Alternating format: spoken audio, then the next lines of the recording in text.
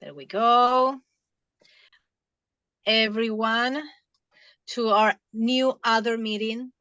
We have Donna and Benedict to talk about human design, and Benedict is going to talk about the nose. And I have here something that I just took from the group Rama, the Matthias is on, and they posted this beautiful prayer or words that I want to start with for all of us to align. And it's very tuned because he talks about sun, the word, and the stars. So I'm going to read, and we try to connect with our heart, with the words, with the sun, with the stars, with the word. Arsayan, in the silence of the universe, a speech surrounded the children of creation listened to it for its love. The universal principles dwelt in each resonance, and through the path of the earth, the sage could see them. The talk of the sun, the talk of the stars, the talk of the world. In its inner zone, everyone heard what was in the hearts. The truth of the divine resonates throughout existence. A call from the masters so we can sing to life. A will of the elements to manifest in my name. The talk of the sun, the talk of the stars, the talk of the word. The sun to the word, manifestation of the word, the one who speaks to the word. And here we are. Welcome. And I'm going to pass this space to Donna. She's going to talk about the human design, and she's going to go in the best way, simple and deep, because it's a lot of information like astrology, but she's a pro. So I'm going to first, Donna, you there? I'm here, but I didn't get permission yet. Yes, I'm going to do it now. Okay.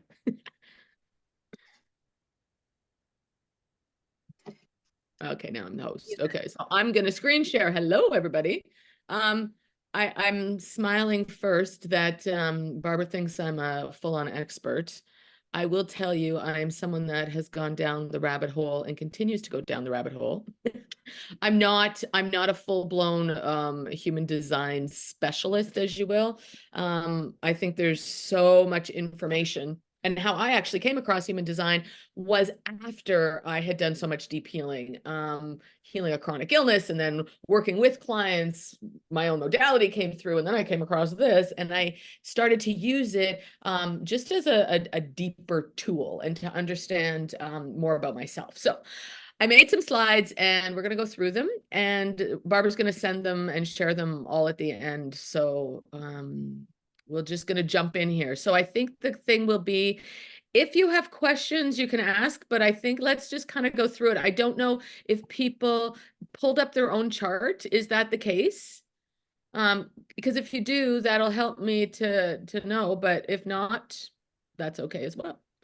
I'm going to encourage you too, so that even afterwards, when these get sent to you, if you didn't bring your own, you'll be able to follow along a little bit better. And we shared that in the Joysoy group. Barbara had put the links that you can get a human design chart for free. You can get a gene keys chart for free. So really what I want to just do is jump right here. So yeah, go ahead, Benedict. Did you have a question? You came off mute, which is fine. Oh, well, now you're muted, so I can't hear you, but I can. Yeah, I forgot to unmute myself. Sorry. That's okay. It's okay. Okay, so human design, first of all, is a synthesis of Eastern Western astrology, the Hindu chakra system, the Kabbalah, the I Ching, and it layers in quantum physics.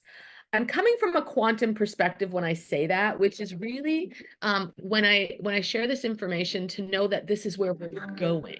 Human design was originally designed it was originally designed, I guess it wasn't really designed, it was channeled in by a gentleman here in Canada from Montreal. And he found the process of human design which basically brought all of these systems together. Now you'll see Barbara's name because I'm going to do Barbara's chart. It was easier that we sort of had something to really relate it to. So Barbara's open to allow you all into her world a little bit. So what came in when he channeled was all of these like I just shared, how he brought in the I Ching, the Kabbalah, how they all synthesized the same way. And what came of it, and what this is really how, when you're born, and the neutrino system, which is 88 days before you're actually born, it's the imprint that locks in who you are, or at least what they say, 70% of how you're designed to live in this lifetime. So when the idea being that when you align to your true essence, you're going to be able to shine and radiate who you really were designed to be. We're all of this, which you all know. However, when you focus on who you are, that's where the benefit lies. Why the wormholes exist is because we can start going into everyone's, every single pocket, because we want to be like them, or we want to, find out about that person, where when you really come into you, the rest starts to unfold much easier. So just really quickly here, if we look at it here, so there's the mind, the form, duality, our relationships, or spirit.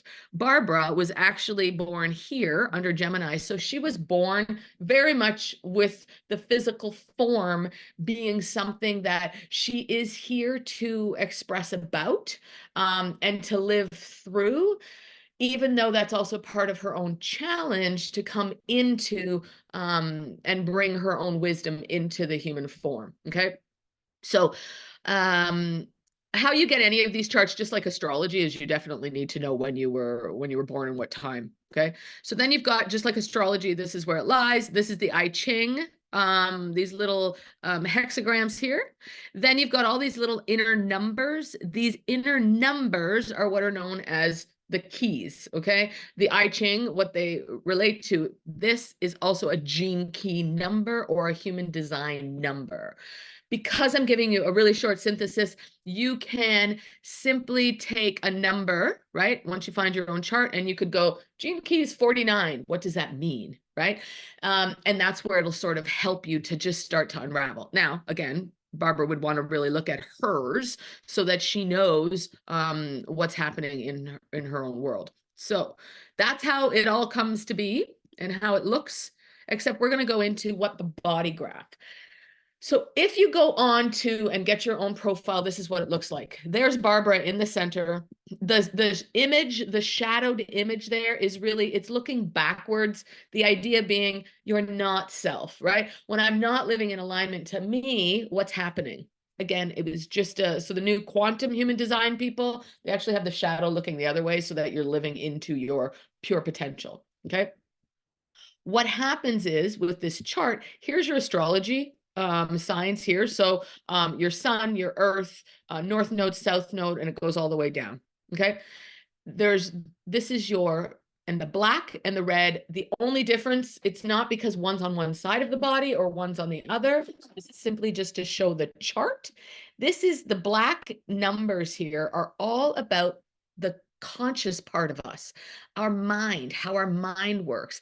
It's the one that witnesses the life that we're living. Okay. The red, on the other hand, is the unconscious imprinting that we've been given. And it's the body that we're living. And the unconscious part is often the parts that other people naturally see about us, but we don't see about ourselves. Okay.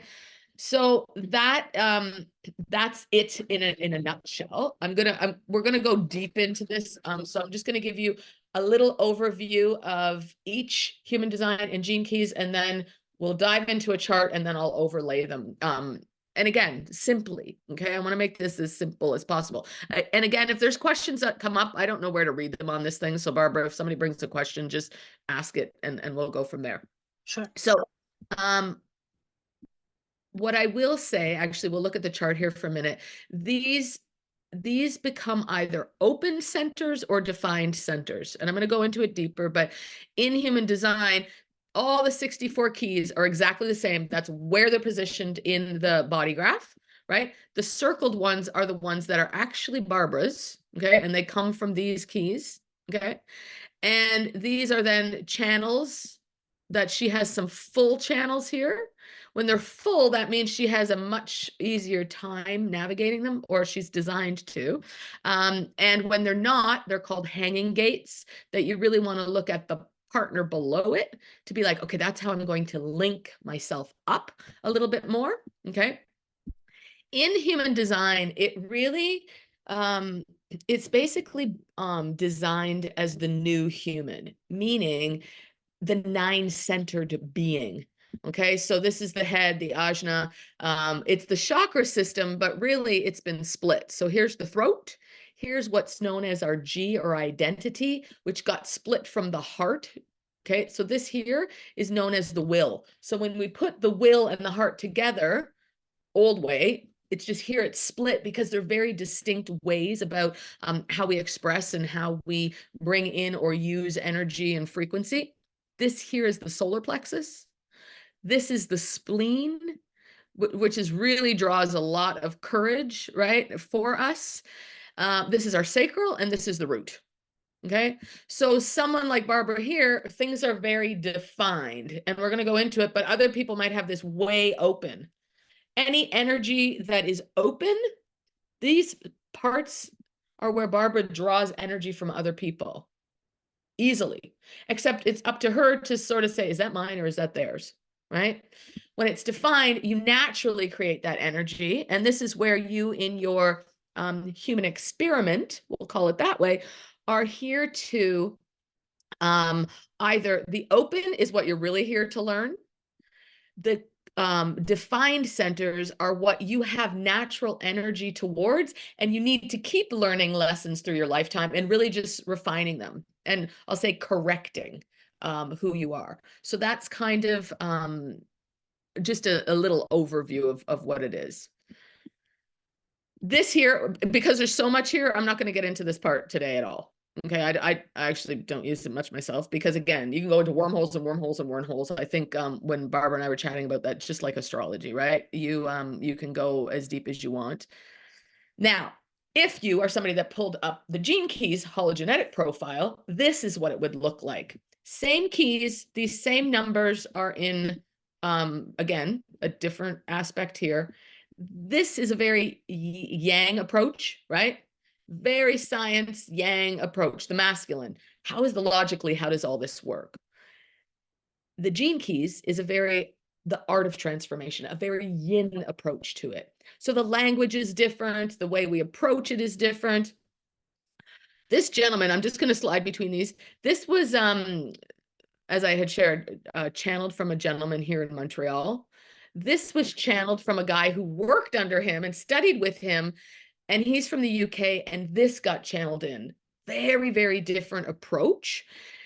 And what he came to discover was, and we're going to go into it, I'm going to show it in greater depth, but that these areas within us, so this is our life's work, our evolution, how we radiate out in the world, and our purpose.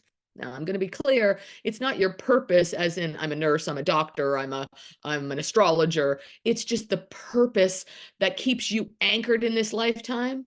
This is how you're designed, that when you work, do your life's work with this number, it'll just naturally ooze your essence, okay? There's sequences, again, we'll go into a little bit more, but when you evolve, so anytime Barbara's in something that's giving her a bit of a struggle, right? She needs to evolve through this key. It's going to break through so that she can radiate and then stand in more of her stability, is how that's designed, very simplistically. There is then this other sequence here, which is called the love sequence.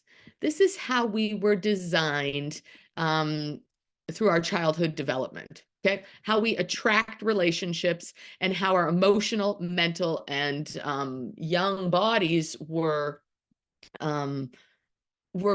picking up the information from the outer world. So this here whole sequence, when you are trapped in areas of, oh my God, more love that I need. What do I need to heal of my childhood patterns? This is where these numbers come into play. And you will continue to move through all of these, except the more you refine and heal the parts of you and what your ancestors brought in, and mostly your parents and grandparents first and foremost, that's where the magic lies. Because once you open up yourself to more of this, then you step into what is called this pearl sequence, how you prosper in the world. And again, yes, it can be money prosper, but it's really all of you. How do you live a prosperous, beautiful, fulfilled, dynamic life that you were designed, and what they call here, which is the pearl. This is actually the throat, the way that you breathe, that you're designed to breathe in this world, because you come online. You continue to do healing, and you just continue to anchor into who you are. So that's what this, as a quick snapshot, is all about. Okay. So now, again, same keys, different views, like I had shared. This is our potential to come online. This is the integrative process, is probably the best way to look at these things. So I like to use them. And again, I did deep healing, then came into this. I'm somebody with my own work and my own healing. I was able to, and I can, I mean, I still do it, but somebody who's sitting with me, or if we were sitting online, it doesn't matter. I can feel right into your body. So I knew part of the body. So for me, I naturally gravitated to this masculine sort of logic. Oh, we can hear everything. Can you guys please mute the... Can you do that? Or okay, perfect. Thank you. No, because... So this is very, very masculine, logical approach to it, right? It also is the differentiator, which we're going to get into, of how your auric field is designed. This then became the, and I mean, I'm an ecstatic, and I share a lot of what Richard's own, the gentleman that, his own keys. So I fell in love with it instantly, because it just comes from a softer approach. How do we bring that divine feminine of us back online, really, and really keep weaving into it? So again, this is Barbara's, and we're going to plug into it a little bit. But again, just different approaches to the very same thing. So if you're even feeling like, oh my God, I'm a little too yinny, I want to go onto this yang and find out a little bit more, this is what you want to do, right? So here we have Barbara in a nutshell. So this is really what you get when you go on to get your human design body graph, okay? There's so much information here. And I'm going to really only give a bit of overview so that you know what to look like and what are the keys out of all of it, so that it helps you to come back online. And for Barbara, so here's the things. There's these things called type. So your type and your strategy are the biggest things that you want to learn in this lifetime, because this is all about your soul curriculum, what you came here as, and to live, and to support others. Okay. So Barbara's type is called an emotional manifesting generator. There are only 5 types of people and how they run energy. You could be a pure generator, which I am. You could be a projector. You could be a reflector. Now, a projector is not because I need to project out into the world. It's a totally different way, and I'm really going to only focus here on Barbara's.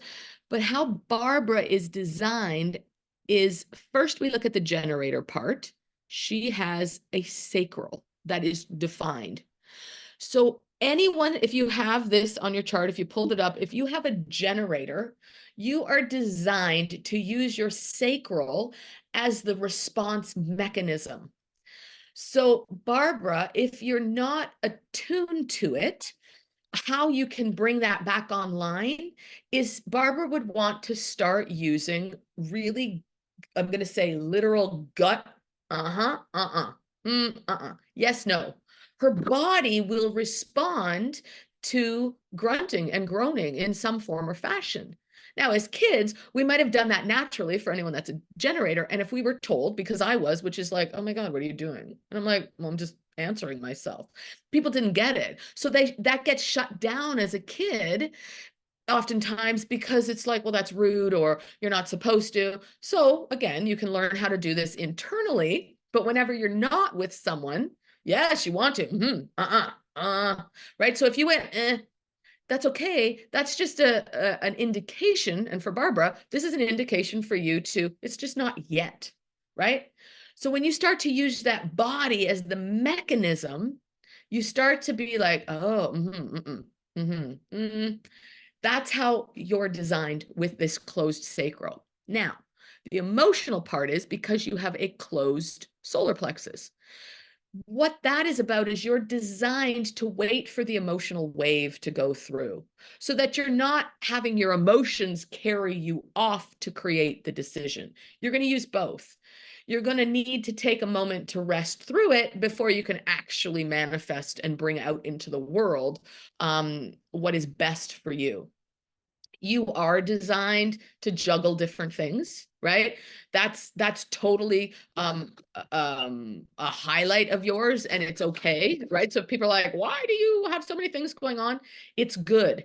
The difference is, are they things that you're doing because other people, or they actually give you the right? They give you that gut, visceral, yes kind of response, because that is what's going to make you feel lit up. It's going to make you feel sparkly and juicy, and that's how you're going to come across to the rest of the world, right? You're going to be curious. You want to be curious with this particular type. You have a very fast energy type. Anyone that has the generator type, which is actually 70% of the world, we are the ones that create and we've got a motor. We've got the motor, we've got the energy to do it. The difference is, if we don't take alone time and take some time for ourselves, we can burn out that motor, right? We can get so depleted and burnt out because we're not understanding the rest of our strategy, which I'm going to get into. What can happen with the generator is we can work 18 hours a day and we don't stop ourselves because we've got the energy to do it. The problem again is we can burn ourselves out. And then what happens is, Barbara, we get frustrated. Barbara actually could get very angry, right? Except what would happen, and Barbara, you can jump in anytime to refer, or you can just use, and we see you're smiling, right? So this is good because, and I know you and I had already talked about this, so this is good. But what would happen is, if she holds that anger in, that's an emotional anger that's being blocked even deeper inside of her. The idea is, because that anger is such a fire element in you, use it and get it out. You need to get it out. So you either use a fire breath, different ways, like just expel it in whatever that is, like yell it out. Use a pillow if you don't feel safe to do it in a surrounding that you're in. The benefit and the idea afterwards is to say, okay, hold on. Why was I angry? Did I not inform myself about what this was? Did I just jump in and move too fast? Because generators can use that energy and just go, go, go, go, go, right? So where is the anger living in me? Because it's also going to cause frustration. You actually run sort of a double as an emotional generator. So with this generator and someone that's a pure generator like myself, mine is frustration. It doesn't have the anger so much, it has the frustration, because what happens with the energy body is we can learn so much, and then there is a plateau. Generators are there to learn. We can take in, we can absorb, we can, right? We want to, but we need a time for that, all that stuff to percolate in the body and to really integrate it and have that plateau so that it's like, oh, now it's the next step that I can bring it. Okay. When you're not, or I'm not going to say when you're not, to get yourself back online even more so, Barbara, the beauty for you would be to have people ask you questions, yes or no, right? That have a yes or no response. Even if it's, so let's use this. I know you've been speaking about home, Capella de Monte, all this. It would be, do you want to move back?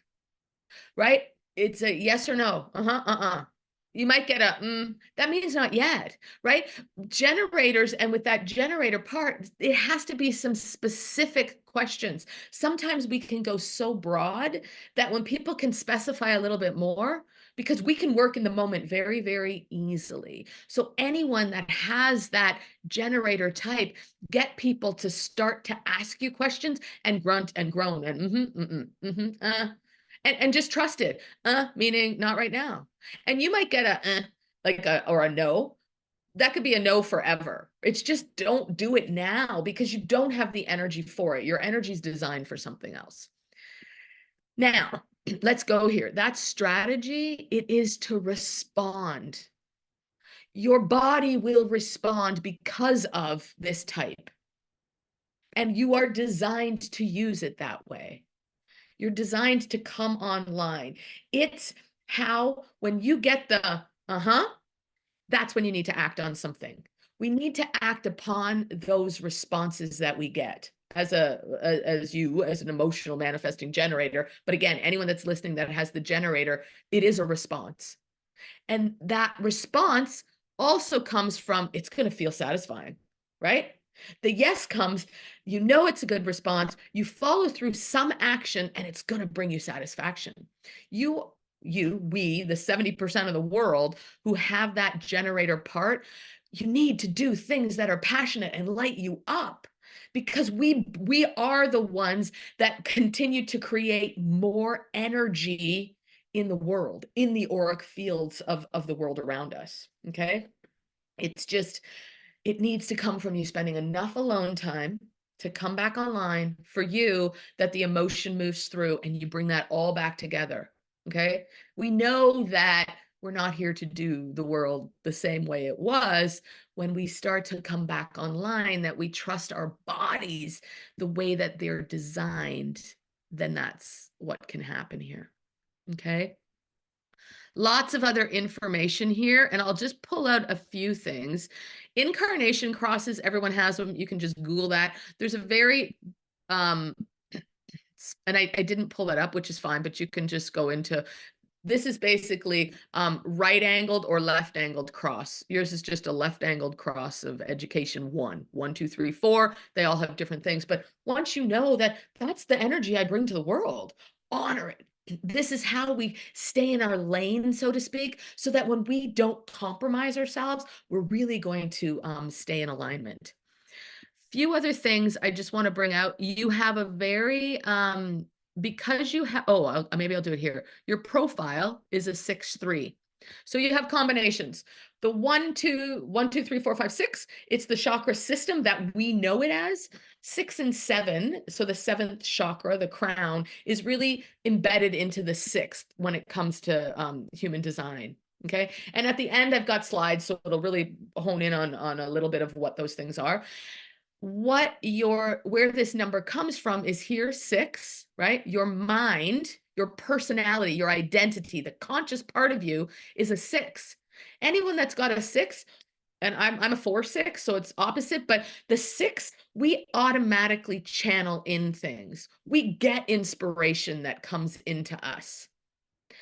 What happens is, and for Barbara, because she has a 3, she needs a lot of trial and error before she can trust herself and to feel like I can bring it out in the world. Because what would happen in her upbringing is, but I got that. And then it's like chunky and the rest of the world looks at you like, what?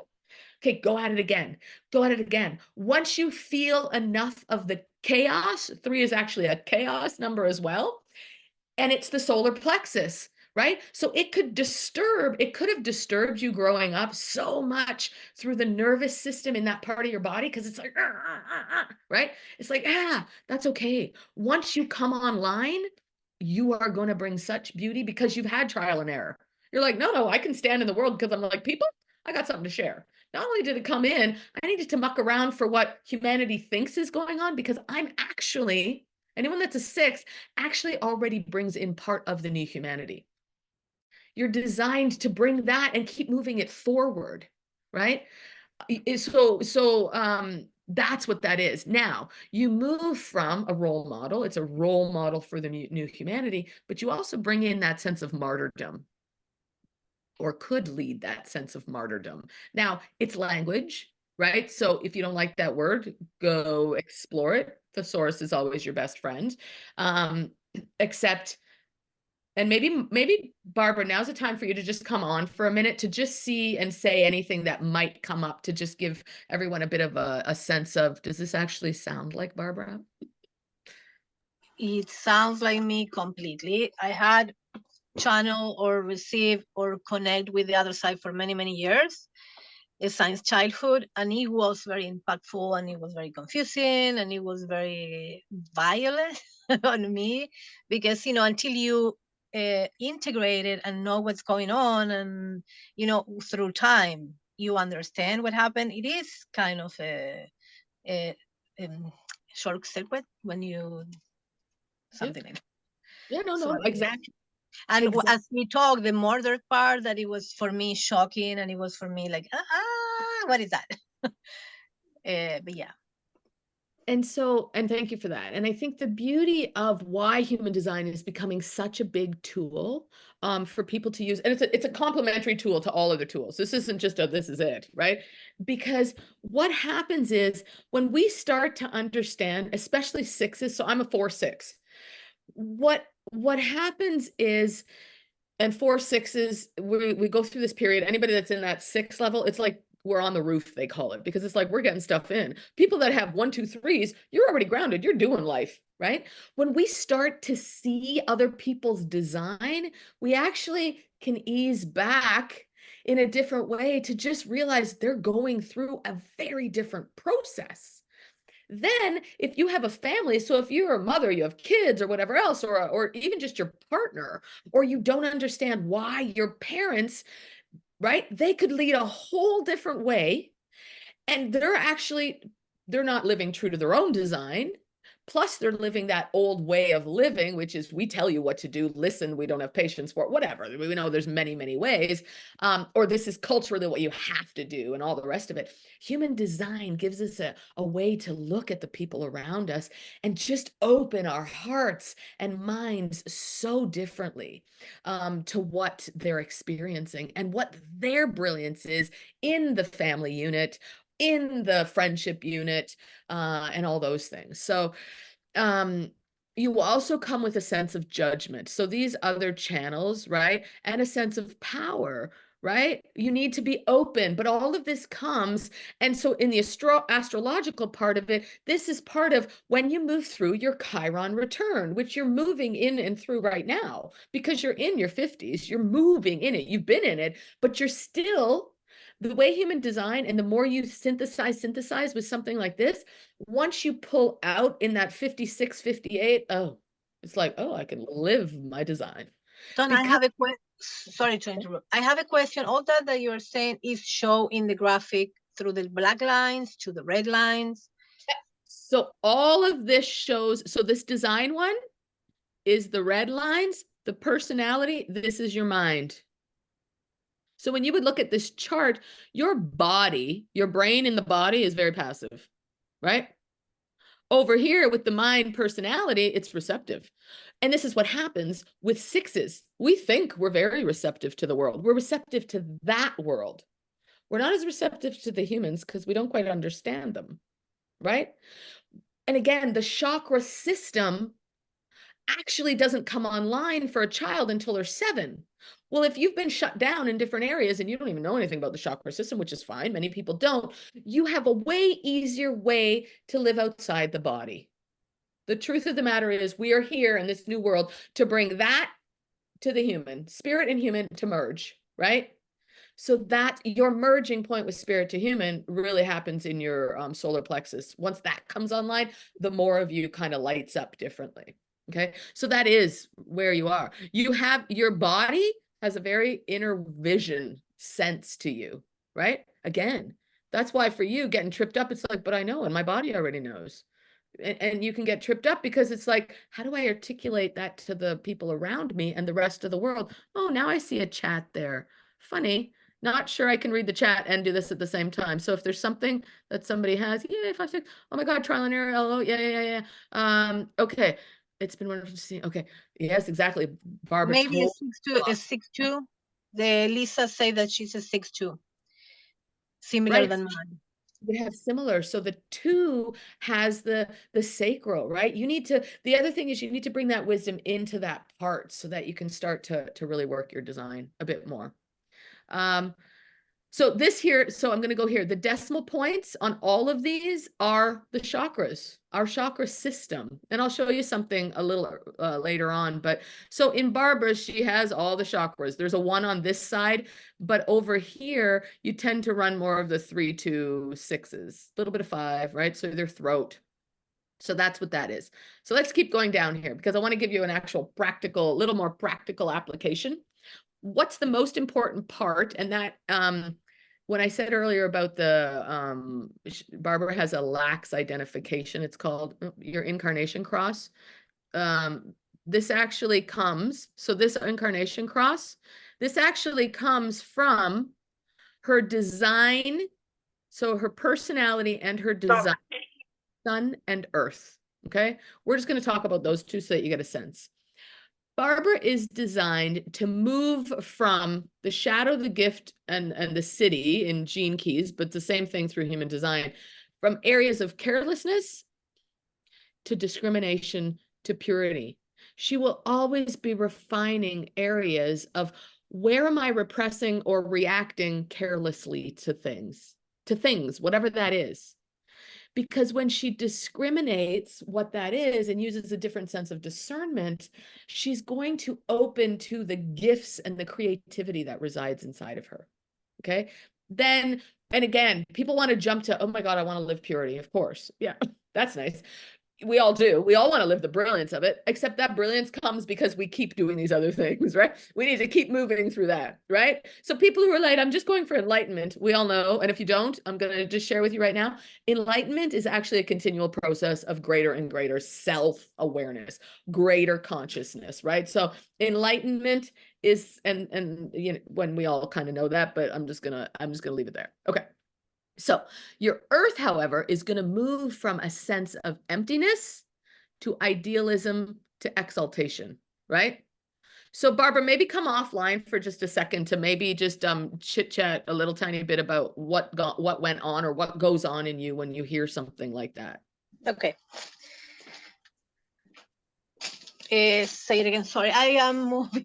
Oh, that's okay. My Well, yes, the shadow, when they say the shadow of carelessness, right? To discriminate, yes. How does that show up maybe in your life? Well, yeah, because I cannot take it from apart from the astrology because it's my language. So I am very Saturnian and Virgo, and it might show up in there. So my judgmental towards myself and others is very high.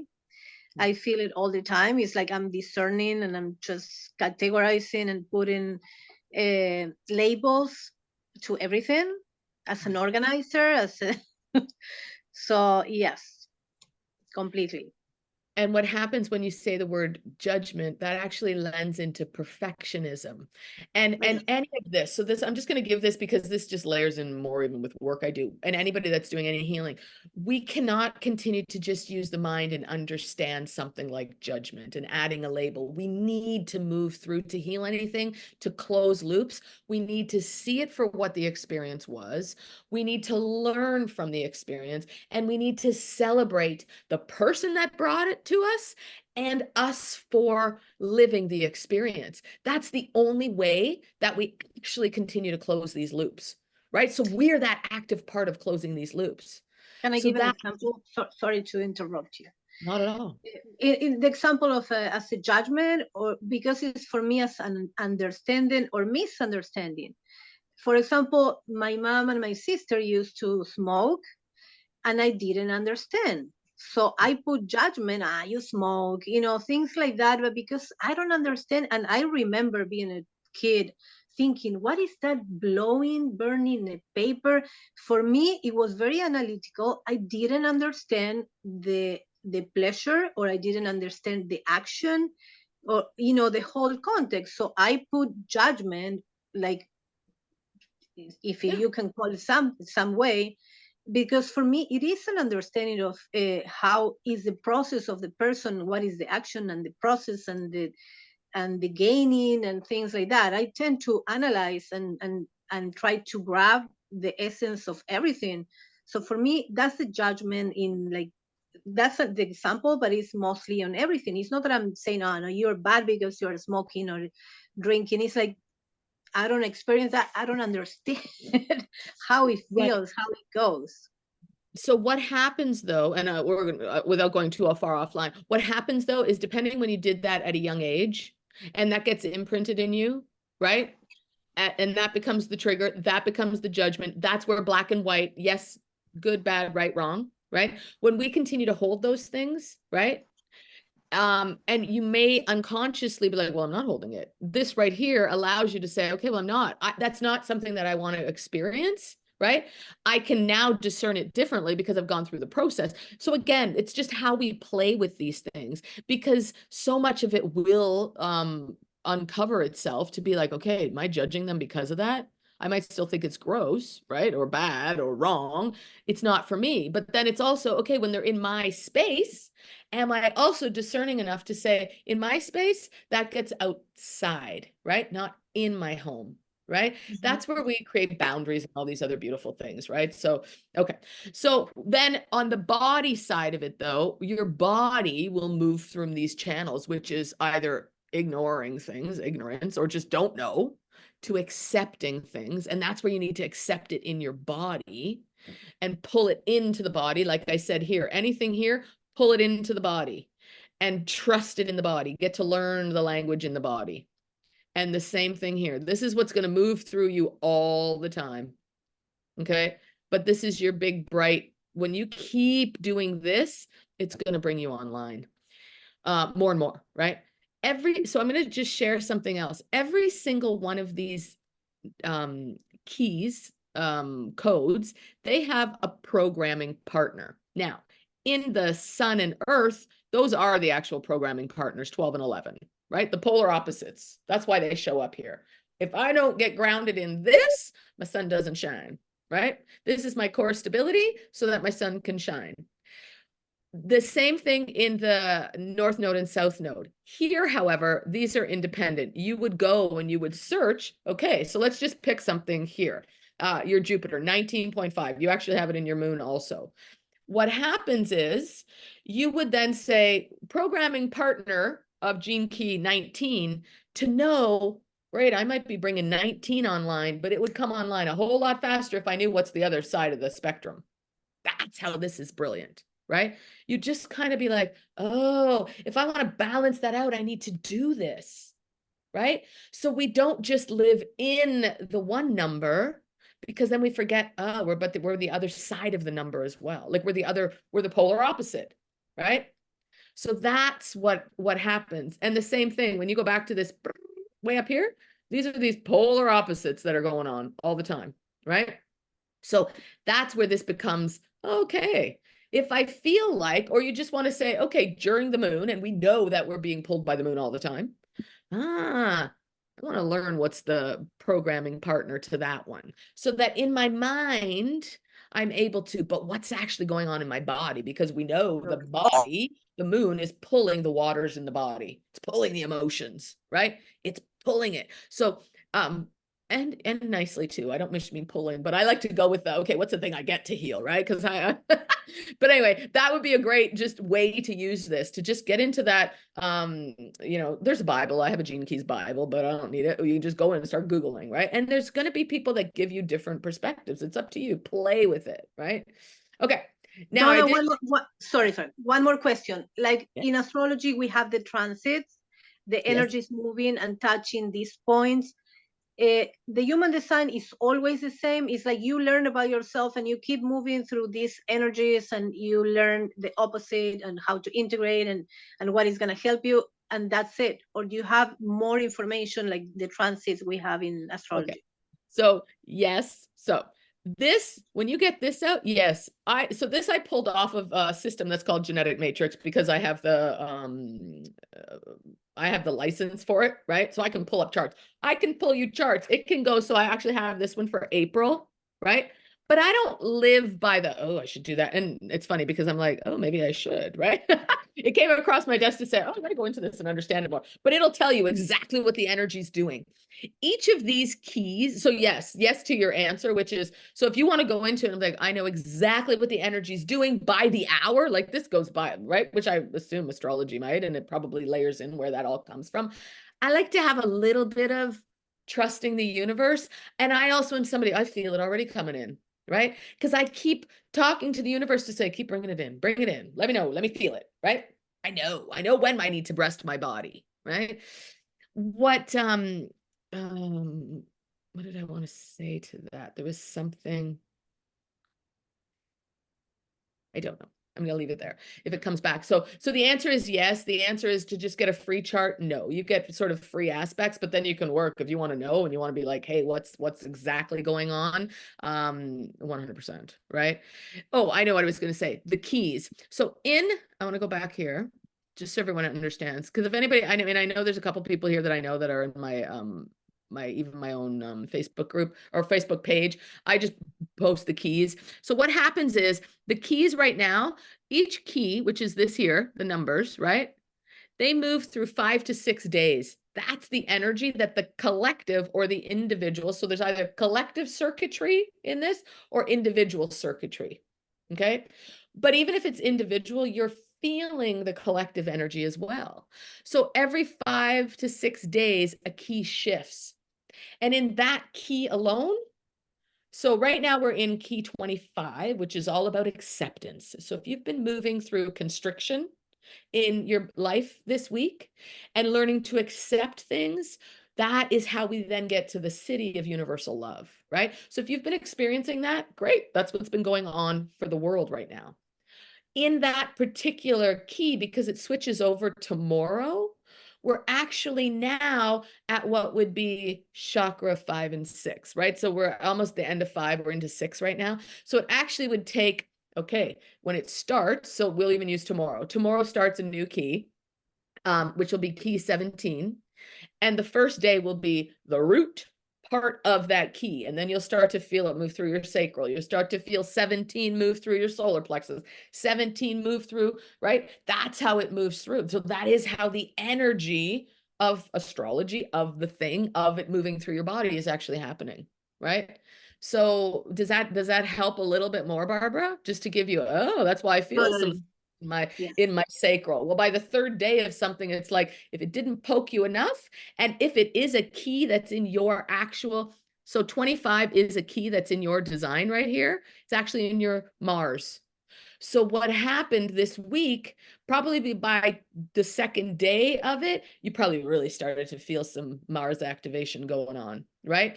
Things that you needed to look at your attention around how you're acting or wanting to initiate things differently and bring your boldness out, whatever, however you guys look at it. I mean, we can all look at those things differently, but that's how it'll happen, right? So this is where we can get activated even more. Okay, so now let's bump it on. I'm going to come to this so a little on a different slide, but there's different, this here in the lines, it actually shows, and I've given you a slide in it of the actual 6 core wounds that humanity came in with, right? The wounds that we are here to heal through our lineage. So because you're a 6 and a 3, your big wounds that you came are to heal the wound of separation and shift it into caring, because that is the new humanity. How do we stop separating ourselves from humanity? But it's actually separating ourselves from ourselves first, right? All of this is in relationship to you first. You also came to shift shame where your lineage brought shame in the body, to shift it into joy, right? So excuse me there. So those are the big ones. Now you have all the lines somewhere. You have a 1, you have a 2, you have them all. We all carry them all. It's just these are your big ones that are going to keep showing up for you. Am I separating myself from me? Am I separating myself from others? The more I align to this beautiful shine essence of me, I am healing that separation, because I'm caring more about me, because that frequency then goes out into caring for others, right? So yeah, I gave you a sheet of just the core wounds to just be like, okay, now I want to jump into Gene Keys, because again, this was just to say, oh, okay, I want to dig into this more or play with it a bit more. Donna, Yeah. I have one question from the group. I think Yes. Lisa Oh yeah, I forgot that said chat. what? No, it's not Lisa. Jaylene, why tomorrow? The full moon? I think it's Oh. why it's changing the energies. That just happens to be that it's the full moon, which also is beautiful when you look at astrology, because I think you're going to touch on this more potentially with the astrology and the eclipse. That's just how it is. That's just it just happens to, which is part of this whole deepening of the Aquarian age, through the Piscean age into the Aquarian age, because this year alone is really, really anchoring. So it just happens to be. And that 17 key, I'll just give you a really quick synopsis on that. It's all about our farsightedness. Are we able to see into the future? Are we leaving our opinions behind so that we can open up to humanity differently? So that's what that key is going to move through. So it's kind of beautiful that we moved through the equinox into what's going on now, the moon, and then into the next eclipse even, right, is all moving through this universal love to open and expand us up. And I'd have to just look really quickly what the other one is so I can give a really quick. So it moves this way, and then it's going to move into 21, which is all about valor. Are we honoring us, the other? Are we using our resources? And I'm going to use resources that come in, the resources around us. That's what's moving through humanity right now. And then it's going to drop into shock factor. This is awakening.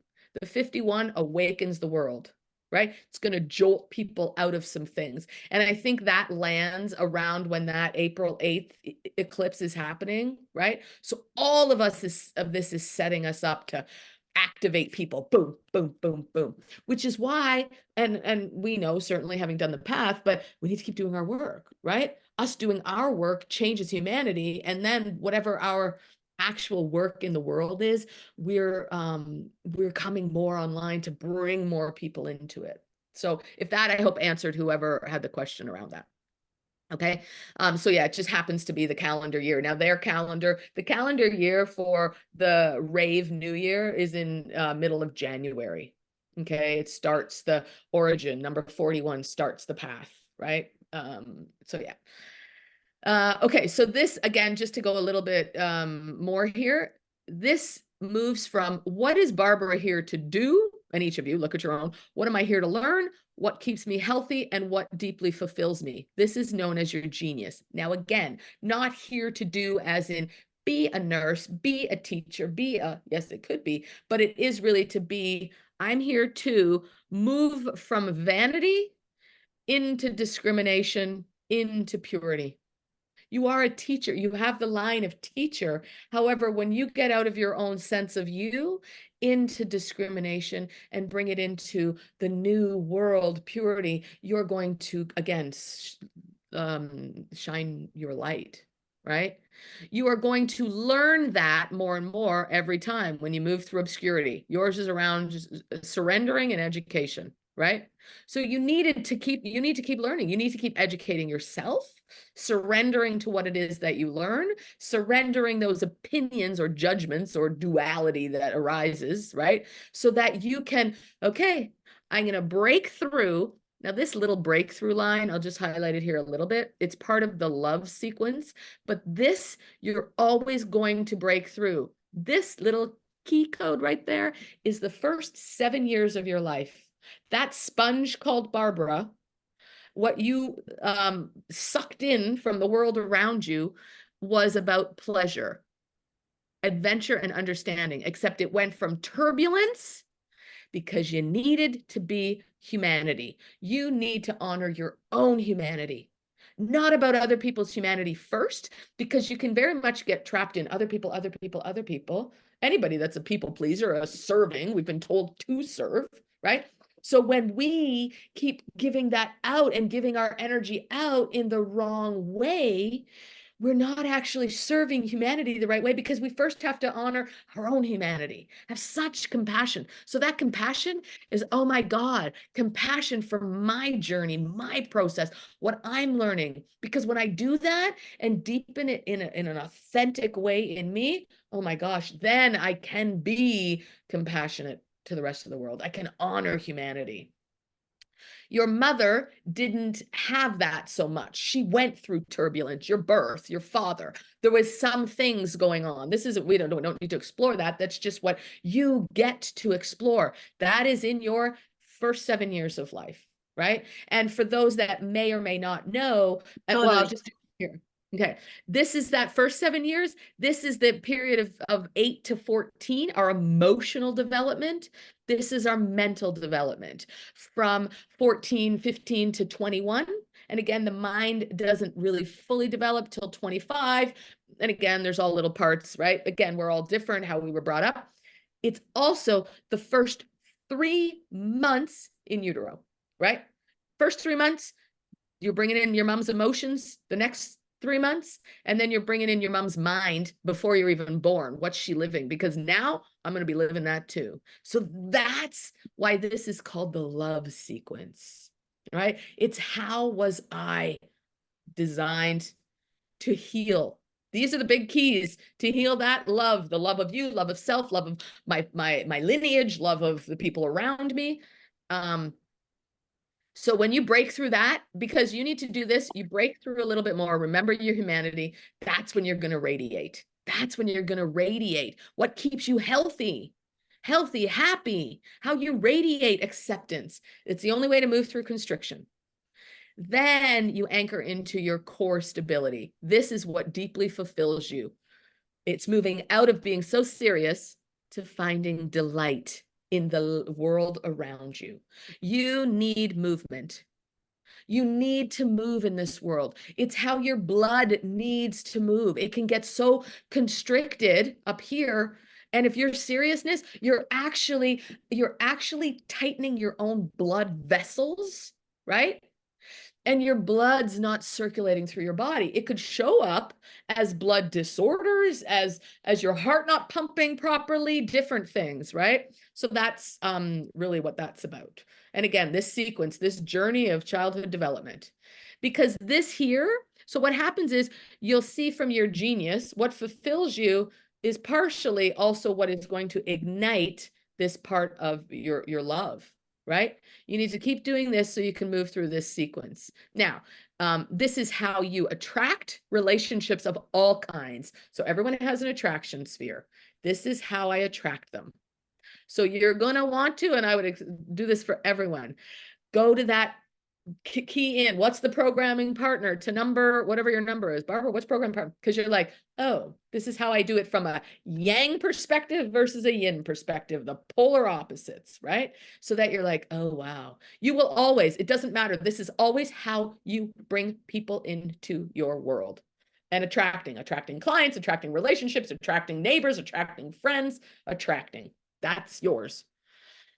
So that's how that works. This then vocation is also the core wound that will continue that wound, which is a 6 for you here that you need to keep healing. That separation. Do not separate yourself from yourself or the world. Find ways to bring you back into you, which is part of that needing alone time. Right? Needing some alone time. Because then you start to get into this, oh my God, I can breathe, I can live, I can, right? So that's what that is. And then this is how it will clarify your vision. So here, your city, the essence, the challenge, the creativity, and the essence is what those all mean. Okay. So there's so much big, beautiful stuff in here. And I know it can go down wormholes, but hey, there we are. So here I want to just, does anybody have questions before I jump into these? Maybe I'll just go back to there because I do see these now that I see where the chat is. It popped Yes, up. I was checking the time. We can Yeah, I know, post on the group. That's okay. I'll do just a couple more and then it's okay. I hear where I see where I'm at. It's because I have to get to an appointment, which is why I wanted to go first. So in the gene keys, what does this mean? The highest expression of my heart is immortality.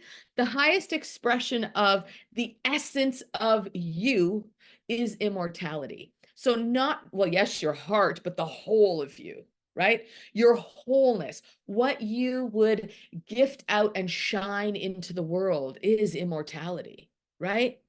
That we are here, we're so much bigger than we believe we are, think we are, right? And then also people in your world may have come in that it's like, yeah, no, they're black and white and they don't see the world in this big, beautiful, they're here to live and die, right? Instead of, hold on a second, you're not dead, right? We're going to keep moving into this expression and experience. Does that help you, Sue? If that means coming off so you can say something, go ahead.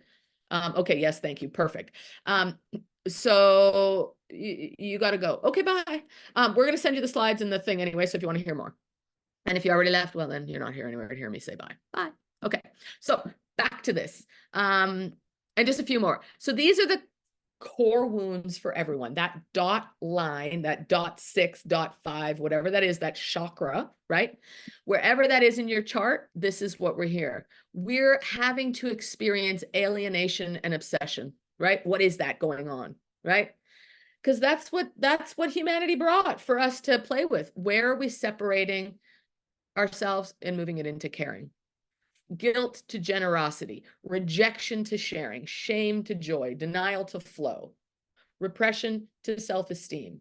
So unworthiness, we're hiding. So when you go back to, and I dropped this tool because when you go back here and you're like, okay, so let's just use your moon for a second because we're in a moon, okay? Right, 19.3. I'm not going to go into what 19, but the 3 part, let's go down here. The moon is going to pull up where's there shame? Where are you hiding? Where are you hiding from yourself first? Where are you addicted to things? Now, addictions, people want to be like, well, I'm not addicted to cigarettes. I'm not addicted to alcohol. I'm not addicted. You know what? I could be addicted to not caring for myself, right? We've got to look at addiction broader than what we think, right? I'm addicted to being around these types of people, definitely not these types of people, right? I'm addicted to just taking the same path in my life, going to the same places, the same coffee shop, the same route, the same whatever. Find out what it is. Where am I hiding from myself? And I want to share something else. So I'm going to leave it there. You can all explore that, but I'm going to use the hiding part because for those of you that may or may not, I'll jump into this in a second. I want to go here. Because I left you a slide for each of the parts of the design center so you know what's going on. The head and the ajna, we want to remember, and you may know this or may not, let's just open us to the, when you go to the hiding part and you're like, well, I'm not hiding from myself. Well, actually, you could just throw that question out to the universe because the head, the logical mind is not here to do the work the way that we think it is. We need to throw it out and have it come back into us, right? So it's like, where am I hiding from myself? I can't even possibly imagine. I'm really curious, right? Like that could be what you would say. Barbara, I'm just going to use you as a whatever. Mine might be a 3. I can't remember what it is, but it's like, well, you know what? Funny enough, the universe is going to start bringing it in. It's going to show you. And as we all know, anything that we're growing through or moving through, the chaos comes first. As soon as you asked, where is it? It's going to show up. Oh, here. Oh, here. Oh, here. Then it's enough for you to be like, oh, take the breath, right? Come back into you and be like, okay, you're right. I do have a little bit of work to do. This is beautiful. Thank you very much. Thank you for the lessons. Thank you, the people that brought them. Thank you for me, my humanity, having compassion for me. And I do it on my heart because it's the biggest thing. It's like, oh my God, I love you, Donna. Say your own name. I love you. I got you. I got this. I got this, right? That's how we start to have greater compassion at first for ourselves. Then we can honor that out to humanity. So in all of these slides, I'm not going to go through them. I'm just going to give you I'll go to the resiliency keys for a quick second, but it also has the association where in the body it physically happens. So I thought this probably will give you guys a nice little overview of what's going on wherever, right? Perhaps too much information, but don't we all love information? That's what we're here for as well, right? So that last part is general, or it's not, it's mine, or it's for everybody? It's not, it's general, it's for everyone. General so that you, for everyone. the Okay. head center for everyone is this. Okay. Maybe I'm going to explain opened and defined a little tiny bit, but I want to go back here for a quick second. So these are known as the 9 resiliency keys in the quantum human design model, not regular model. They don't say it this way. And the reason I'm sharing this is because until these 9 aspects are anchored in us, and we're always going to keep coming back to us as we grow through something, we need to keep coming back. Our lovability and our self-worth need to be the foundation of our lives. And they are the biggest keys because we never think we're enough, right? We go through unworthiness. We don't love ourselves. We need to keep coming back to this. We will always come back to these aspects so that we can live a vital life, because we are designed to live courageously, to live empowered, to trust ourselves, because we get our own divine inspiration, right? And why I say this is when we go then, and I dropped it here, This in the head center is, okay, am I being decisive? Am I trusting myself? Am I trusting the wisdom that I was given? Right? Because we compromise so much ourselves because social media, because we think that person's got different than us, because a manifester comes in with something very different than a generator, right? Well, I want to be like, I don't care, Oprah. I want to be like, I don't care, Jesus, whatever the hell it is, right? We want to come in and we want to be that. It's like, hold on a second. How about you be you? Because your next lifetime, you'll get to be them. The best of you is what amplifies and allows them to be the best of them, right? So this is where we keep coming back to parts of ourselves, right? Now, I'm going to go right back up here really quick, just so we talk about these open and defined centers. I know I touched on it a little tiny bit, but what I want to just say about that is open. So let's go with defined first. Anywhere in your chart. Now, if you happen to be a reflector, all of these areas are open.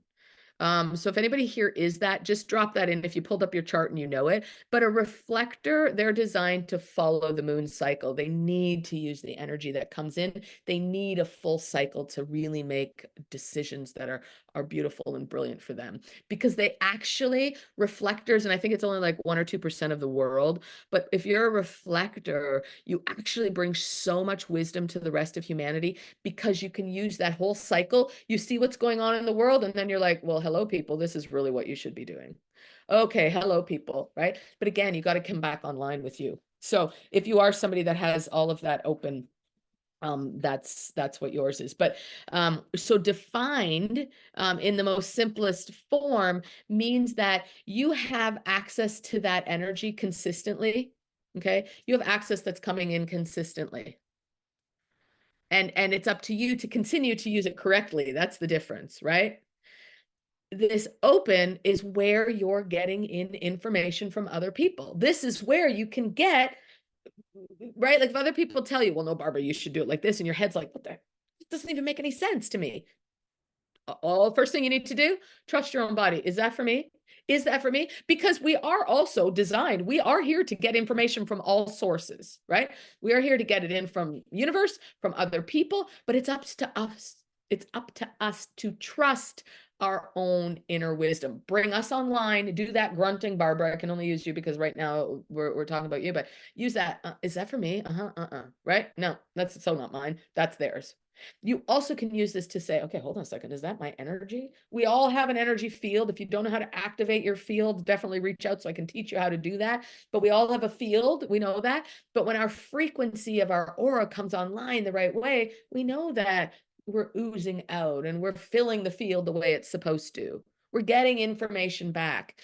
It's just also here, Barbara, I'm going to come here, which is your G center, which is your heart. You get it in from other people also. So your heart, your identity, really your identity as much as the will, this is called the will center, this is the identity. Your identity can be blurred because you think you're being other people's identity, right? And that comes from growing up. So the more you refine it and you're like, and you are all of it. We are all of it. I'm not going to discount that. It's just when you hone in on being this best version of this, right? And we need to open all these keys. Number 10 right here is all about self-love, right? Now, ironically, you have 2 keys. This one here, 57, is known as intuition. 34, this 34 channel, 3420, 3410 is the charisma. These are charisma. Your charisma in your mind, your identity, you might think you have charisma, and yes, you do. I'm not.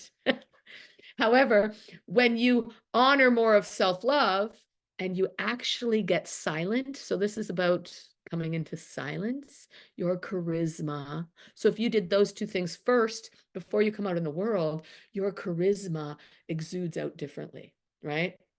So this is where we're all of it. This is where we get to see, oh, how do I close off a channel? How do I? So here's the interesting part. 58 is, and I'm just going to pull a few out here, but 58 is known as the joy channel, right? Or it's not the channel, this is the joy, but this key is judgment. So until you honor more aspects of opinions, judgment, that type of thing. That's how this channel. Now that's the channel. That's not the opposite program partner. You get to find that when you explore it. But really it's, am I taking on other people's information? If I've got things open, what the heck is mine? Because I'm going to keep taking it on. These closed, you have more capacity to just hold what's yours and trust more of you, right? So that's it. I know that's a lot, but I wanted to try to say, okay, how can I give you enough stuff and just really hone on the big things, which are your type, your strategy, your authority. How do I start to trust my own body first, the mechanics and the love of me so that I get to shine this part of me. And this then is a beautiful area to move through healing process. Again, you want to reach out because you want to work, or you know people that do this work, find, because this is just going to give you another beautiful way of, oh my God, what did I bring of my mother's, right? And then it opens up into, because this beautiful path here, and this culture, I'll actually just add a couple things. This becomes your day-to-day protocol, right? So it's not to wait down here. This is your day-to-day protocol, and they call it your culture, but your protocol is anticipation. When you can anticipate more of life, Barbara, instead of expecting things to happen the way, you're going to use your breath in your body, because this big 19, it's the breath, right? The pearl is, how do I live through the breath of life? Okay. Your core wound, which is the fuel to fuel the rest of this, and your day-to-day, excuse me, your day-to-day protocol, your day-to-day rhythm, your day-to-day is this. Come with anticipation. Inspiration, allow inspiration to be the fuel to bring you greater discernment, to use the discernment. These aren't independent. These all flow into each other. It's just then you are sensitive to what's going on. Sacrifice, now you get to play with what sacrifice is, but it's not sacrificing. I'm living into the essence of humanity, right? So, all right, there we have it, everybody. I hope that that gave you more than enough. And I'm going to come back. I'm going to stop the share and bring Thank you. you back the power. I'm going to listen the Thank rest you of it so on my much. phone because I'm driving somewhere, but you're very welcome, everyone. Okay, I just have to find out how to give this back. That was awesome. I have like 2 million questions. You should be here for like 2 more hours. We can do this But again if everybody wanted to bring their charts, or if you want to just be like, you know what, we'll do a separate Zoom and just bring your charts so we see our charts and find out. We can do that for sure. Okay, I have to give you this. yeah. Give you back the host. Okay. All right. You are Bye. now But the host. I got it. yeah, Thank you okay, so good. much.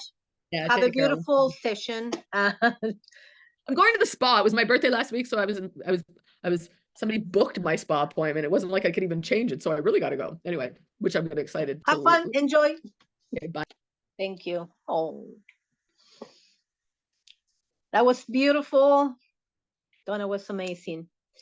Okay, it's still recording. Everything is on. And now, Benedict, Benedict, if you want to go over like a half an hour, I know we agreed around half an hour. That's fine, because she finished a little bit early. So you can go a little bit over about the notes and about what we worked in the last few weeks. So it's all yours. Do you have anything to share? You're muted. I think you're muted. There you go. There you go. I'm a little bit alone in my head, you know. You was alone. Yeah. But anyway, do you want me to pass the hosting? Do you have to share a PDF or something? Yes, please. So I would love to have the ability to share the screen. Yes, let me.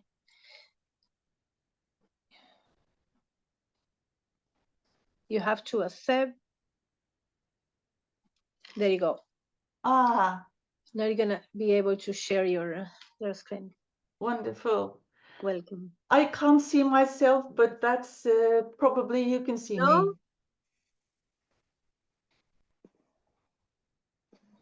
I don't know why. We can see you. Oh, you can see me. Perfect. My name is Benedicte Benin, and I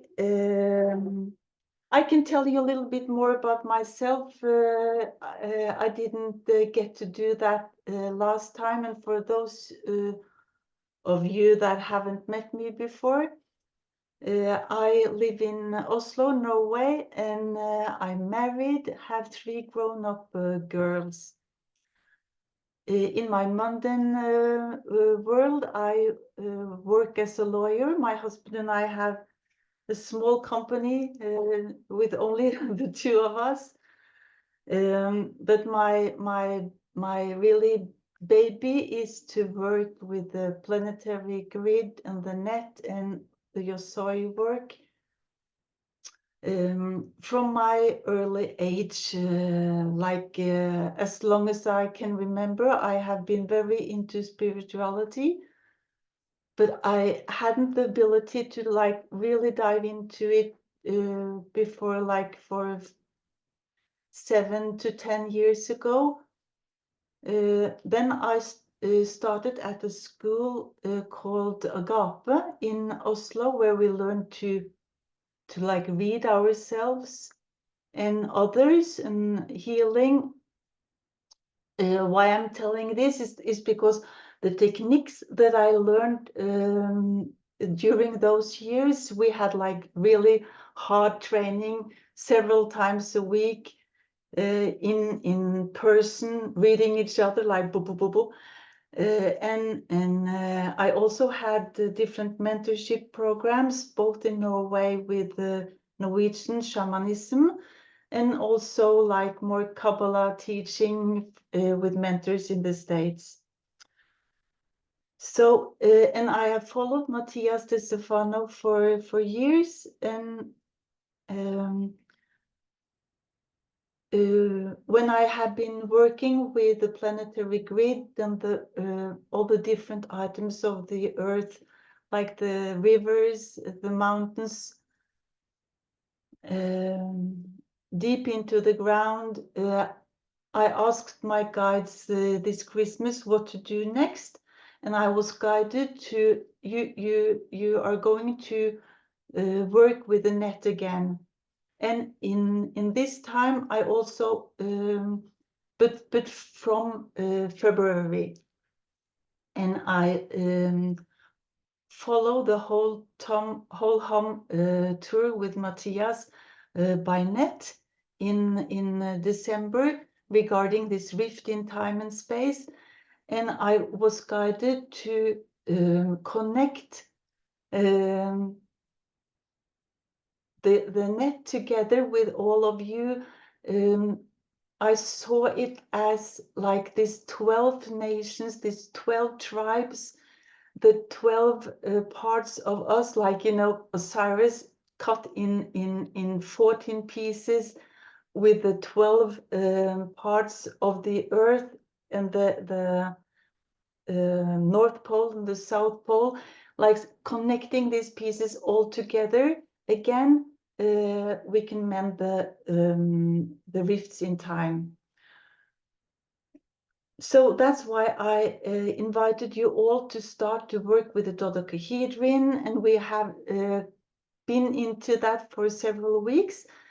This Sunday we are going to work with the Antilles, the beautiful small island. And I did post something about that earlier. Oh, it was yesterday. Oh no, it was today. And I will continue to post like a reminder for each Saturday, the continuing day. So we do this offline from wherever you are. If you can't make it at that particular time, just like put on an imaginary timer and do it whenever you can. Like think that, okay, I activate this at the unified time, and that will happen. So I would like to start sharing screen, I will divide my time into like 3 sections. First, like this short summary of what to do. And then I will dive a little bit into the sacred geometry, because I feel that is like so crucial for this work. And also for like when going into meditation and feeling the earth, it's key. So, and I will round it up with the last 5 to 10 minutes by going into like how to dive into the meditation step by step. Of course, this is only my suggestions. In these Aquarian times, we are supposed to like feel into where am I standing? What is my place on earth? To be totally in yourself, your body, your culture. Use your items, what you have learned from your biology, from your ancestors, and from the culture that you are living in, and use that. Don't be shy to like pick in things, to like own it, and don't copy other people, but like really own it. So I will show you my way of doing this, but that is only like an example. Okay, then I'm going into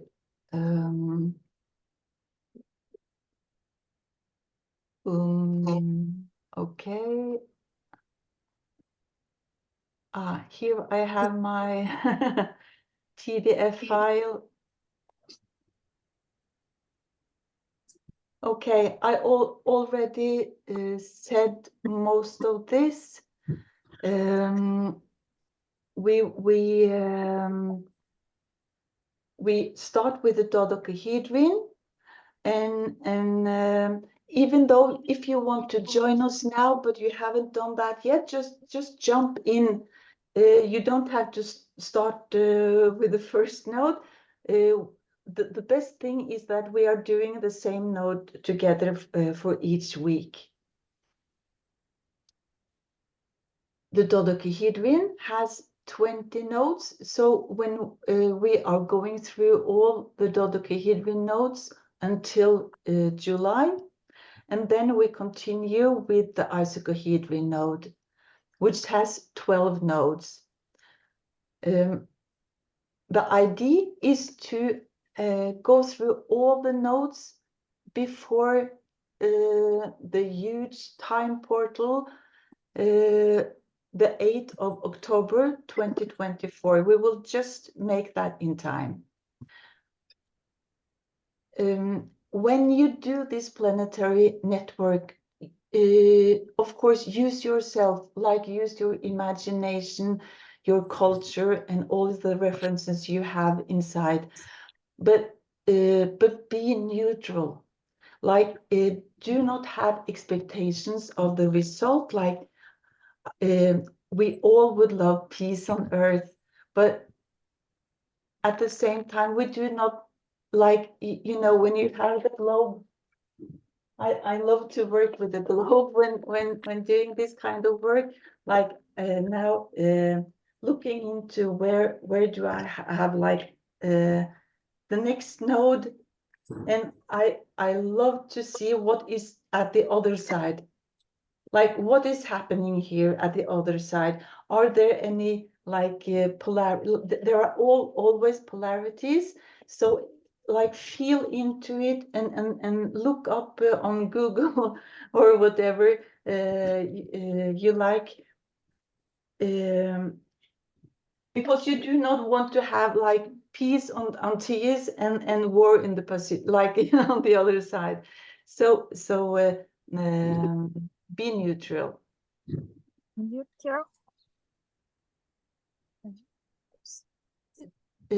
I went through this last time, just like very short. A node, I guess most of you already know what a node is, but just short it's a conjunction. If you see like two Lie lines, they are like connecting where they are crossing. You get like a knot. It makes a new thing. So these locations are portals. And what we want to do is like we want to make all the lines like the string of the guitar. We want to make them attuned from our heart's neutral heart space and attune everything into the oneness, the feeling of your soul. And when we all do that from our heart with all our like 12 parts of the earth, our 12 parts of our own bodies, we can mend time. I'm absolutely convinced that we will have the ability to do that. And now, shortly, you have the dodecahedron. I will go through this sacred geometry, but I can just start with the dodecahedron since we are doing the notes at the dodecahedron now. The main face of the dodecahedron is this, like, it looks like kind of a house, the pentagon. And you have 12 faces of the pentagon in the dodecahedron.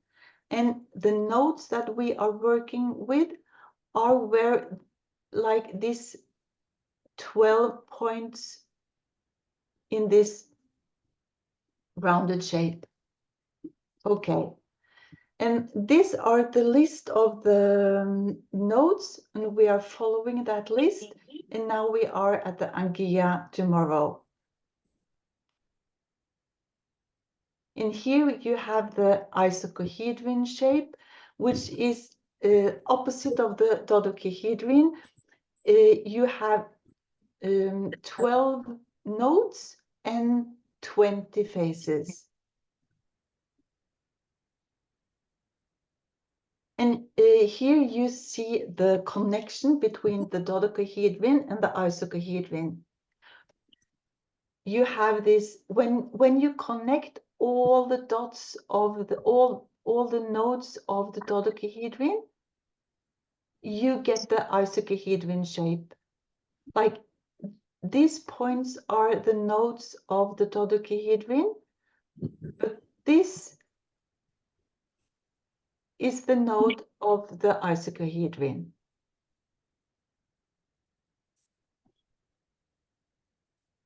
You see it here as well, like this pentagon shape here, or even more. Here you have like the pentagon shape, and in the middle, like connecting all the dots of the pentagon shape, you have the icosahedron.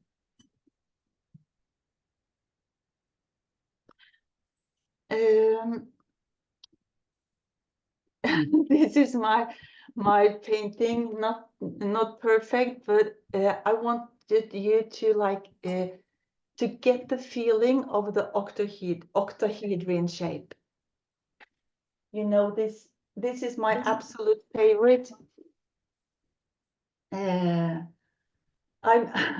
made a lot of these structures using Q-tips. I was at a really good seminar with Matea Trigislau. If any of you live in Europe, she regularly has these workshops. And you see inside this, you see the star inside this octahedron. So we will wait. I will talk more about the octahedron, but like, you know, this shape that we all know so well. Like, you have this all of you that come from like a Native American or European or Asian or everywhere in the earth, you have this like this cross shape. Of course, we have different kind of animals in Norway. We have like the reindeer at the north. We have the white bear in the west. We have like so we have different power animals, but you have like this rounded shape is like crucible, and you know, like you see when you have this shape lying down here, like I have the drum and this rounded shape, but if you if you anchor east, west, north, south, and you anchor on the top in the universe and in the earth down, and in the middle earth, you have the octahedron shape. And you know, this stone, like everywhere you have these stone circles making the same shape. So it's like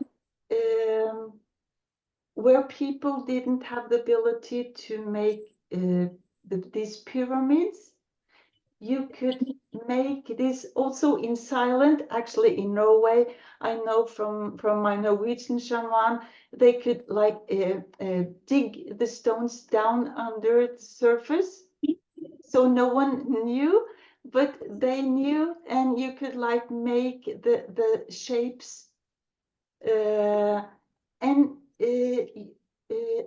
then you are into the magic.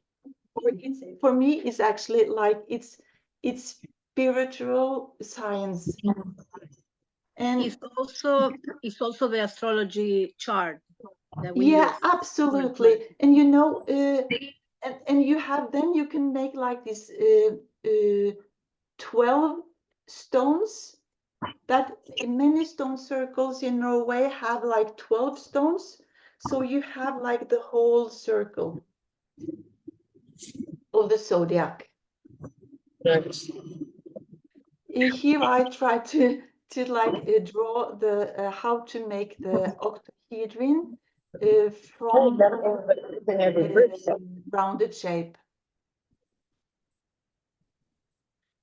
So now I will like stop sharing screen for a short time and explain a little bit more about the okay, Donna. How do you see me? I can't see myself, but do you see me? Hello? I think Donna is going to be just online listening to us, only audio, because she's Okay, on but station. you see me. I see you. Yeah. Yeah. Okay, so you know this shape here, you have the basic pyramid shape. Everyone knows that. You see, everyone sees that behind Barbara, and exactly, exactly. These pyramids were probably you had the mirroring of the water connected to many of the pyramids, and then you see that shape. So all pyramids are actually octahedrons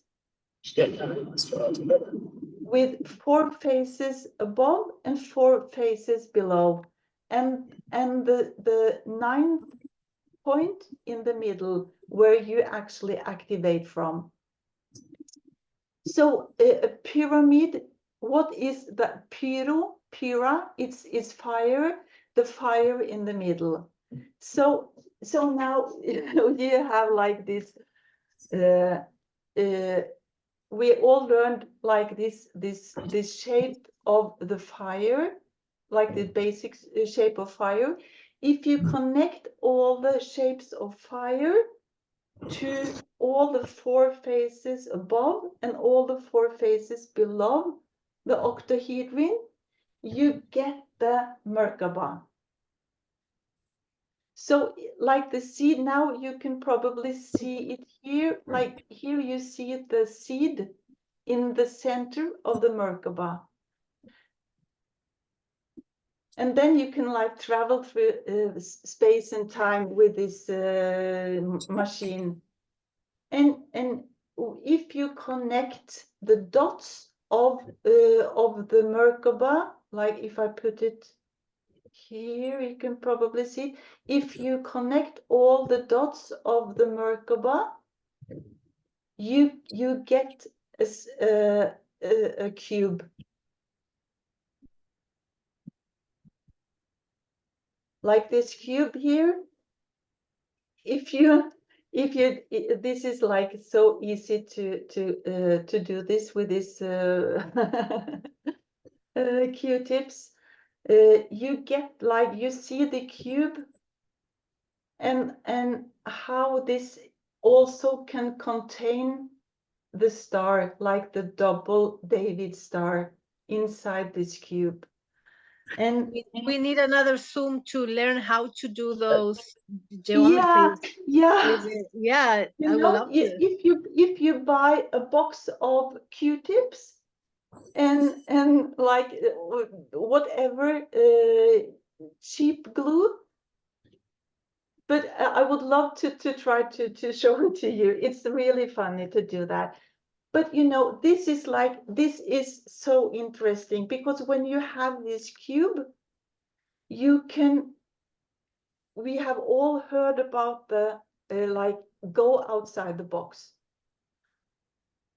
or you are opening Pandora's box. If you split this upper part here in two, you can make a house. Like you cut them those, and you can like make that kind of shape. What do you get then? Well, you get the octahedron shape. You see, like that was a cube, but now you have like cut the upper part in two and made a house. So that is the octahedron. That's how to make a sphere form out of the cube. And when you connect all these dots in this part, you get the icosahedron shape. And then you have like the totally perfect planetary network. So and the genius thing is that from this, you know, when we now are working with the dodecahedron, when we put ourselves in a Merkaba or inside this octahedron, we can connect with all the dots. You don't have to travel at all.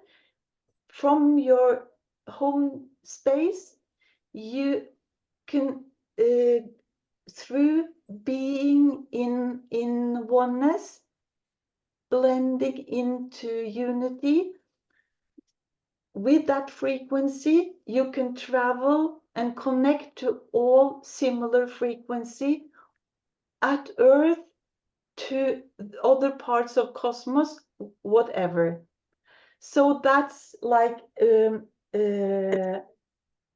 I'm in yeah. the wrong spot. Shit. Sorry. Yeah. I did not know that I'm supposed to be here. Sorry.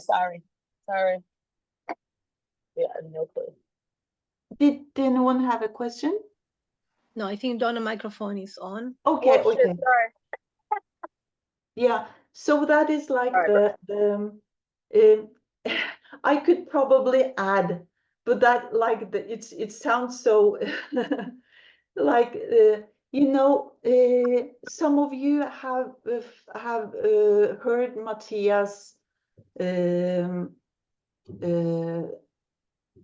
like his last speaks about the mending of time and how time was destructed, actually from Atlantean time. So when you go outside the box, you are like opening Pandora's box. This is like, you are like,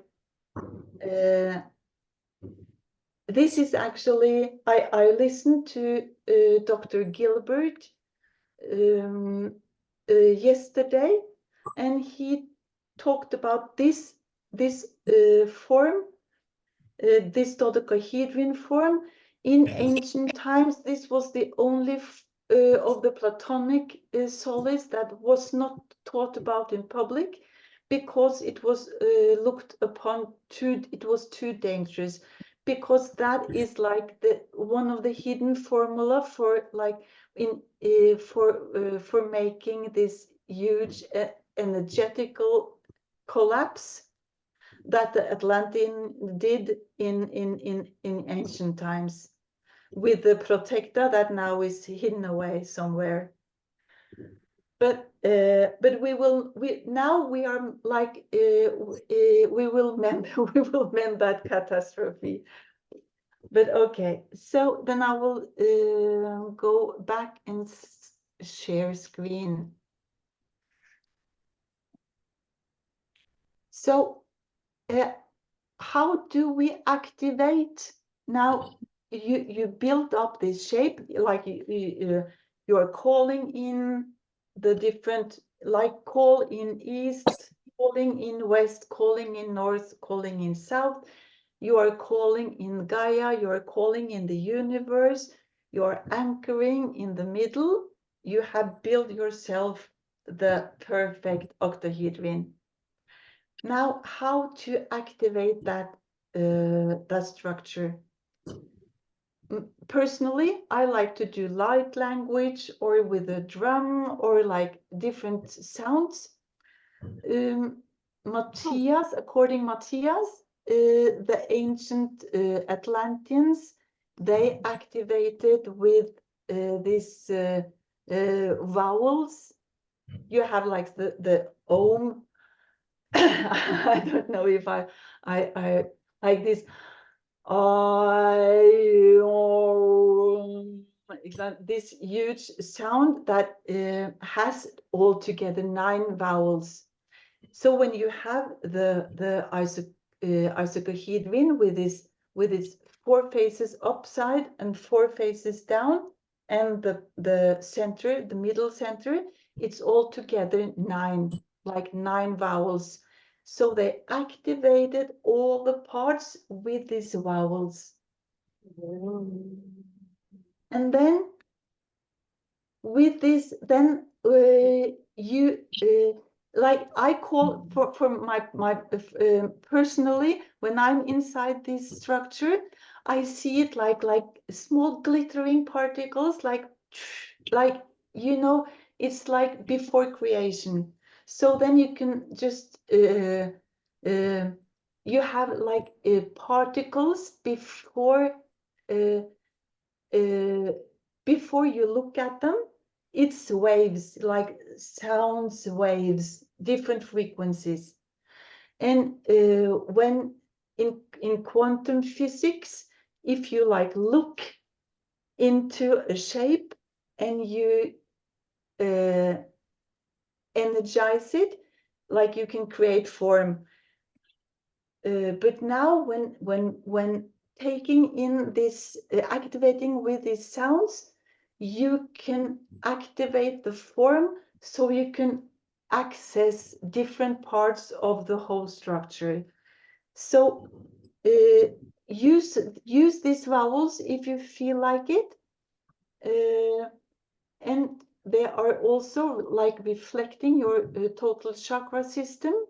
So if you are like putting yourself in this tetrahedron position inside the Merkaba, I try to like just to put in a cube, just to like to feel like when you are in this structure, you actually are, you have all the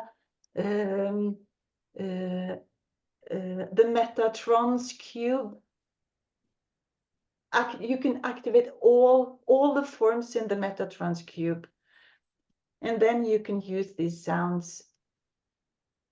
You know, Metatron, the meta behind the throne, it's the Godhead behind the structure. Like you are like accessing the creator energy in you and accessing the structure so you can start creating, aligned to whatever you are. So this is like the Metatron's cube, the structure. And I also when you are in this position, you are aligning all your chakras. You are creating a huge torus around yourself, or the earth torus, like here. You are accessing the flower of life. That's like this octahedron is the seed in the earth of the seed of the tree of life, the flower of life.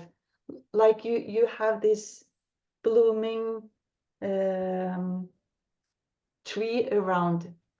So so now I get to the last part, the meditation. So we already talked a little bit about the nodes and the net. You can click into your soy or Sarian and see like this net. The structure, the geometrical structure are perfect, but remember that when you are putting like a perfect geometrical structure around your body or the earth or whatever structure, biology structure, it's a personalized structure. So like if you put a structure around my head, you would probably see, oh, the nose goes a little bit to that side, the eyes are not totally aligned. You find that at the earth as well. So you will see that when you go into the perfect net and to see how where is this node for this week. It might not be actually at that precise point, so you will have to feel into it. But when you are connecting your higher self, just to relax. Your higher self knows exactly where the point is. And if you look into platonic plates before, geometrical structures, the river, mountains, the histories of the place, it will be easier for you to dive into the perfect place. Then I personally like to sit up with a straight back in a tetrahedron position, making a Merkaba around my body. And then I start putting my attention into my third eye. Some people find that a bit difficult. What we learned at the Agape school, we were just like pushed into it.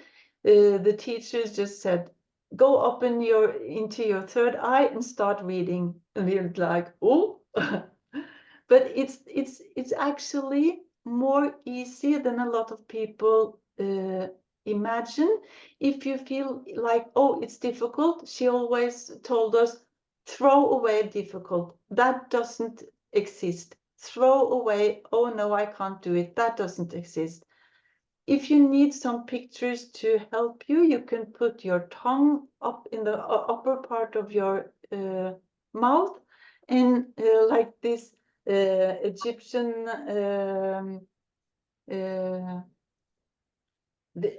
that makes this like the sound of this creature. You can also imagine like the bee, and make this like bee humming sound.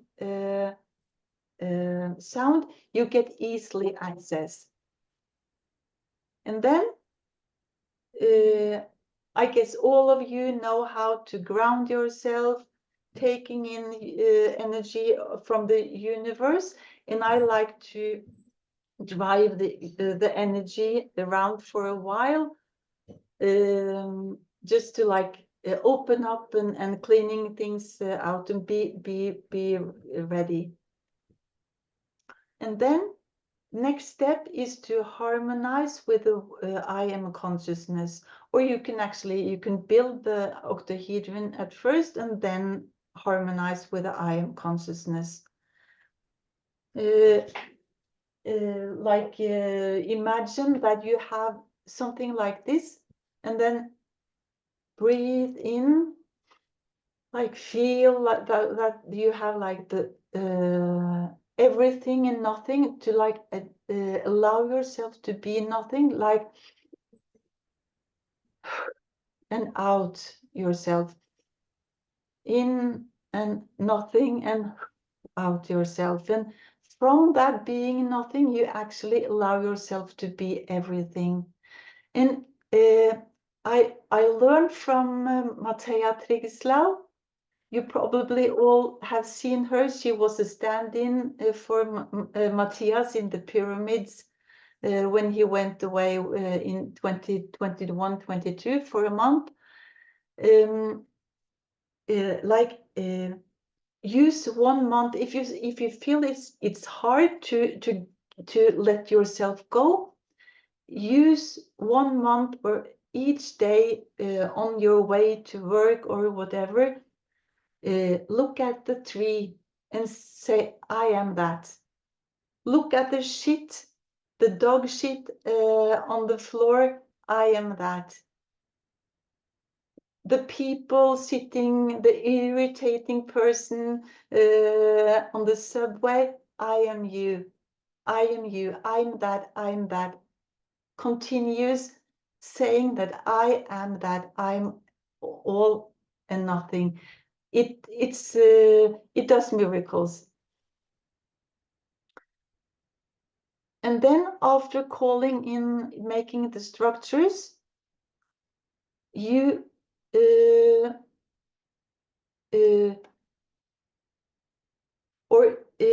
I often ask in my guides at first, if you don't feel that I don't have any guide, I don't know what to connect, you can call in your ancestors, you can call in Jesus, Mary Magdalene, or something that you feel is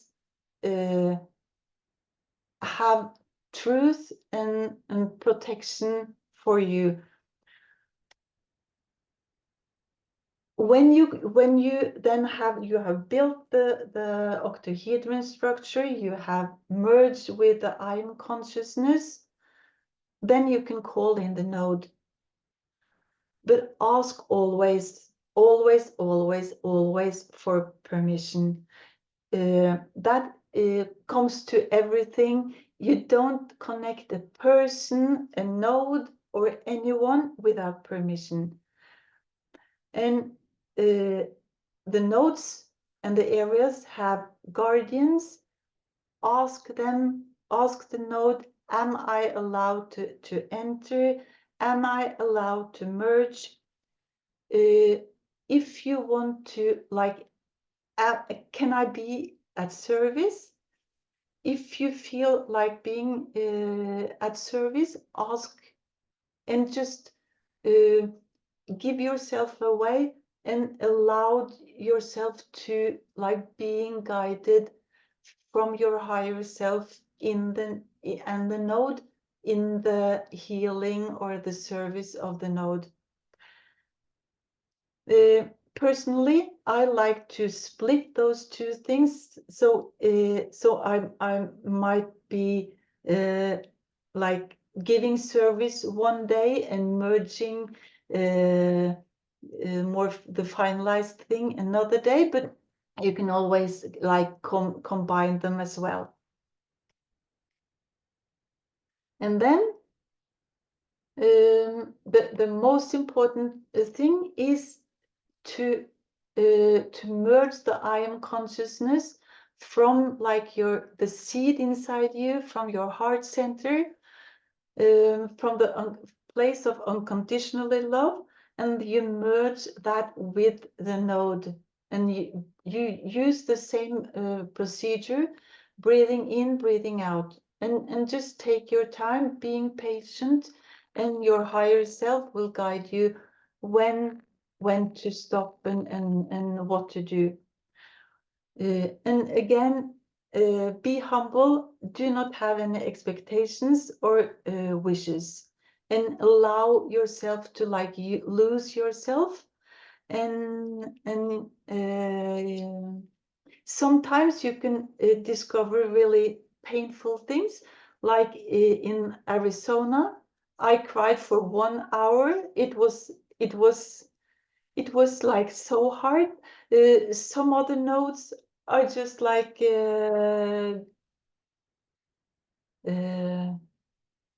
bliss and light. But for me personally, the tricky ones are also so giving. Of course, they are mirroring things in myself. Like I felt in Arizona that I connected to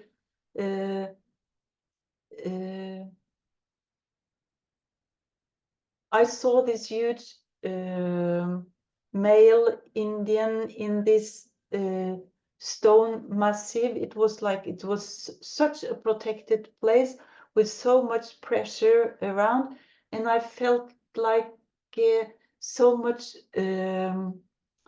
the feeling of like it was like this feeling of despair actually, and I connected it. It was like from my ancestral line in Norway and with the Siberian line that I actually felt also like it was also like a healing of that process. So you are when doing this work, you are healing things inside of your own system that you probably didn't have access to without. So when you feel that, okay, now I got the message that this is enough, you close the structure. I like to give thank you to all the parts, and then a huge golden sun around everything. So I would love to get in contact with you tomorrow, and the Sundays to come. And thank you so much, everyone, for being here, and Barbara for giving me the opportunity to share. Thank you for the beautiful presentation.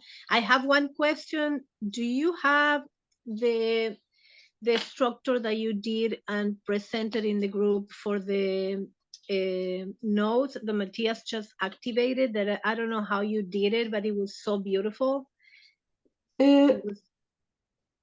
Did you think about these structures? No, it was like you took a picture and you shared the picture in the group of the activation of the last notes Matthias did, I think. Oh, so No. I have shared previously. You share on the group. It was like a black background with the Oh yes, yes, flower of yes. life and the lines with Yeah, some of the notes. yeah. I Do can you have? share. Yeah, I Can have you? that picture. I Yeah, can post it. because it was beautiful. It would help us to connect with what just happened a few days ago, with all those notes, and you did beautifully. Oh, thank you so much. I will post it. Thank you. Can you Thank you share it so much. here in the group now, like in Yeah, the slide? I Or do have it you? on my phone, so I can just Okay. post it. So I don't have access it here because now I'm on my computer with no pictures. You don't have the other pictures. Okay, okay, okay. No, Yeah, no problem, no problem. but yeah, that was a brilliant idea. I love to make this. Um, uh, yeah, it's easier to like to connect with your heart when yeah, the more you do things that connect you to the heart, it's easier to dive into the areas. Yeah. Yeah, I wanted to see if we could share maybe pictures of the people giving the crystals in the notes, or if Yes. someone wants Oh, to talk about that, or the notes that they just activated this equinox. Uh, ah, okay. Yeah, I should have thought about that. Okay. that's fine. That's fine. Just If I send it to or how do I'm that's fine. absolutely, Don't worry about it. Don't worry about it. It's yeah, just okay, because I'm a dinosaur regarding no, don't worry about electronics. it. I just wanted to connect with those notes in particular, so we can just kind of close That vision, yes, the equinox and the people that went there, or if someone has the picture uh, on the phone and wants to share it in the chat, to share in the screen or something like that, that would be awesome, yeah, because that's a, those are the notes in this special equinox that we work with Matthias and the whole grid. And I thought yes. that we were going to talk a little bit about that. But if someone has I think Sue is sharing. Let me see. Let me check. Then I will stop share because then I'm maybe blocking. Okay, and now you have to give me back the hosting so I can share my. Thank you, Sue. I think Did I give you it back now? that's it.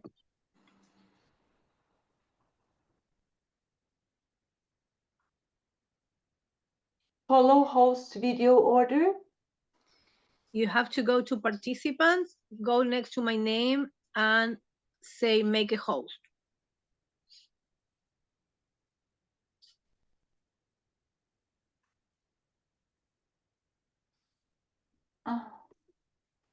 Oh, I'm so sorry. I'm so bad at this. You know where the participants is? That say number 11 down in the. Is it at the top with the view? No, I'm using it from the phone. It's on the bottom. On the bottom, you have the microphone, you have the camera, and next to that you have like a people, say participant, and then you have chat. Okay, I got it. So you find my name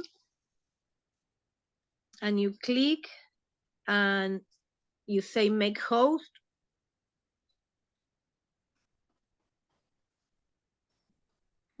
Sorry. No, I think you did it. I think you did. Yeah. Yeah. Thank you. Thank you. You. I'm the same than you. Don't worry about it. I was trying to share the picture from the chat. If it's any way to share it on the. No. Okay.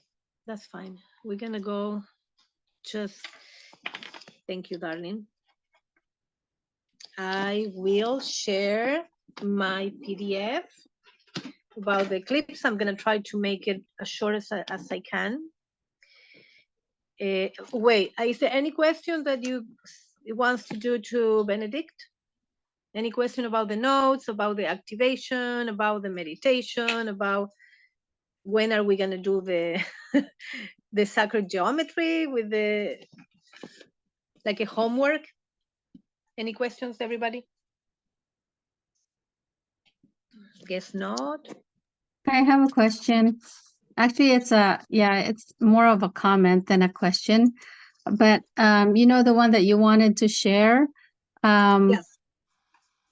that picture was really because I'm a visual person, that really like lit it up for me, where like you could see the nodes in the geometrical shape, and then where Benedicte put them where they are located in the geometric shape.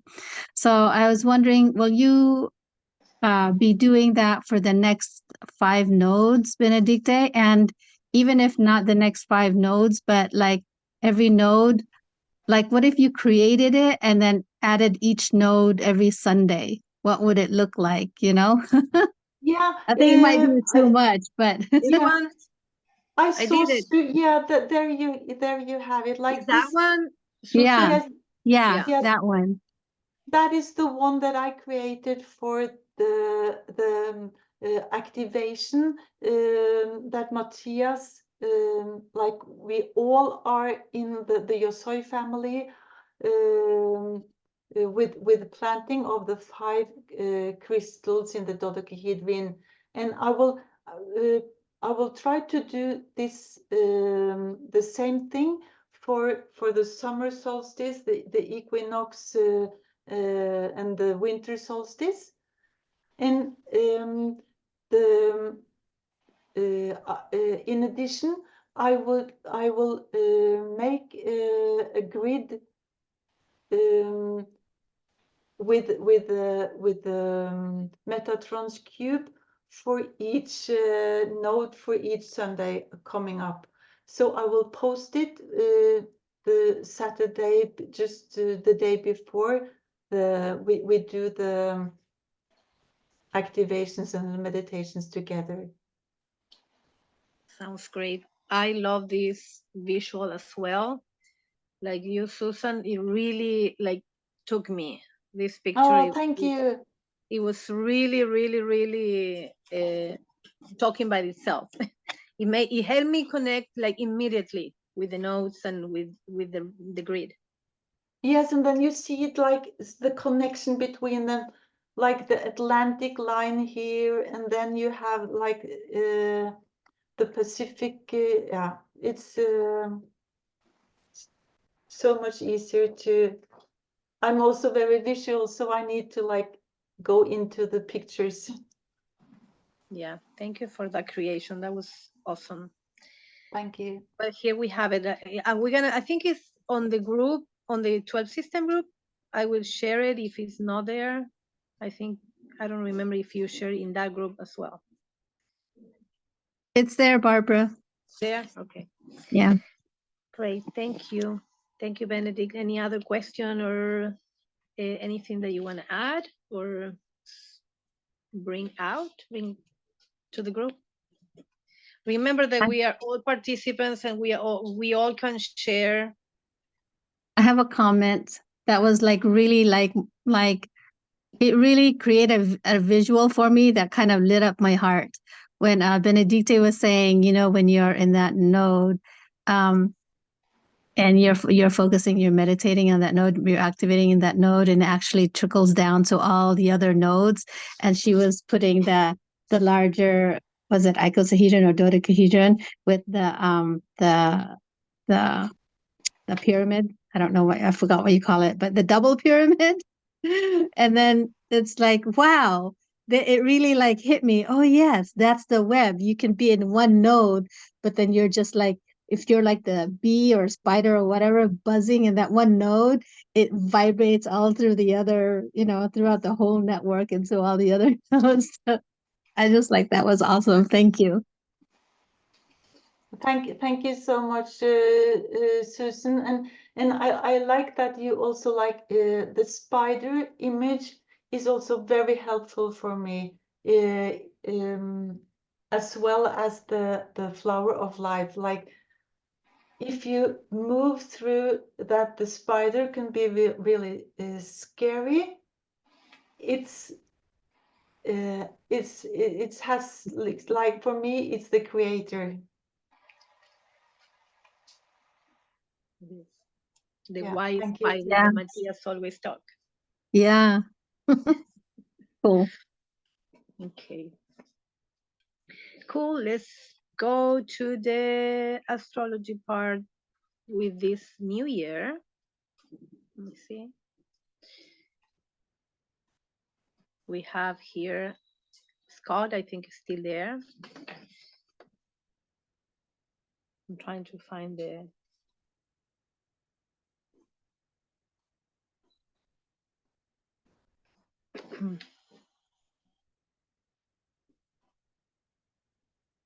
oops. Nope.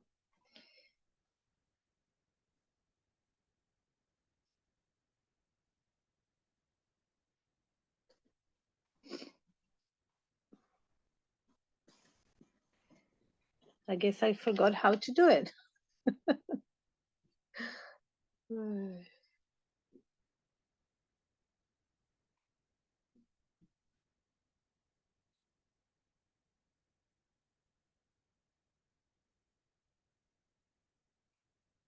I can find it, people.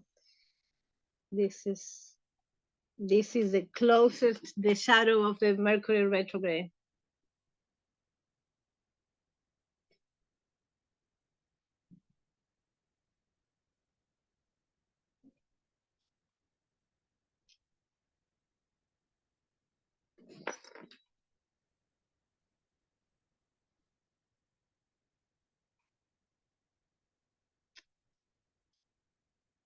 I can find the PDF in here.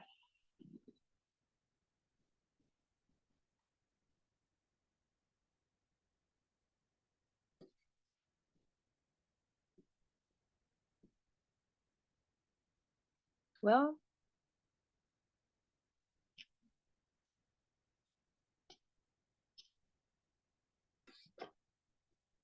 that's a good start.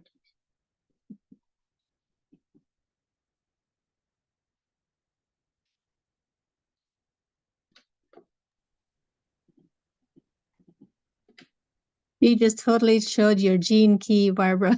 Exactly. I was just after these 2 hours, my brain is fried. I can find it.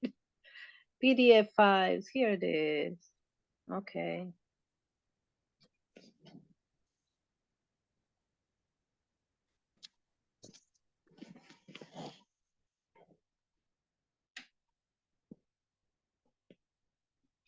Of course, it's not letting me open.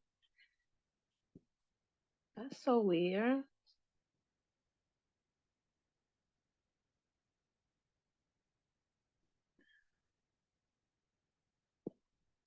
Okay, let me see if I. Well,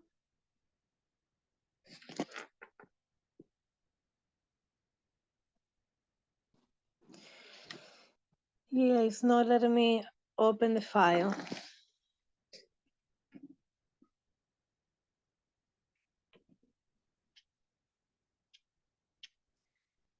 It's something with the. I don't know if it's because I don't have the. Let me see, share.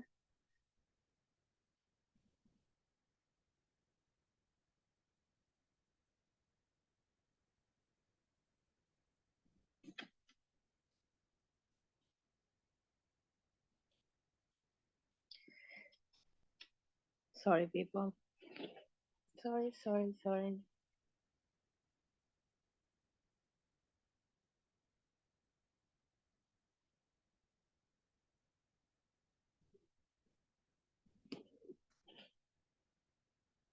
Found it. I'm so sorry. Anyway, here we go. Let me get back to my brain because I'm all dizzy.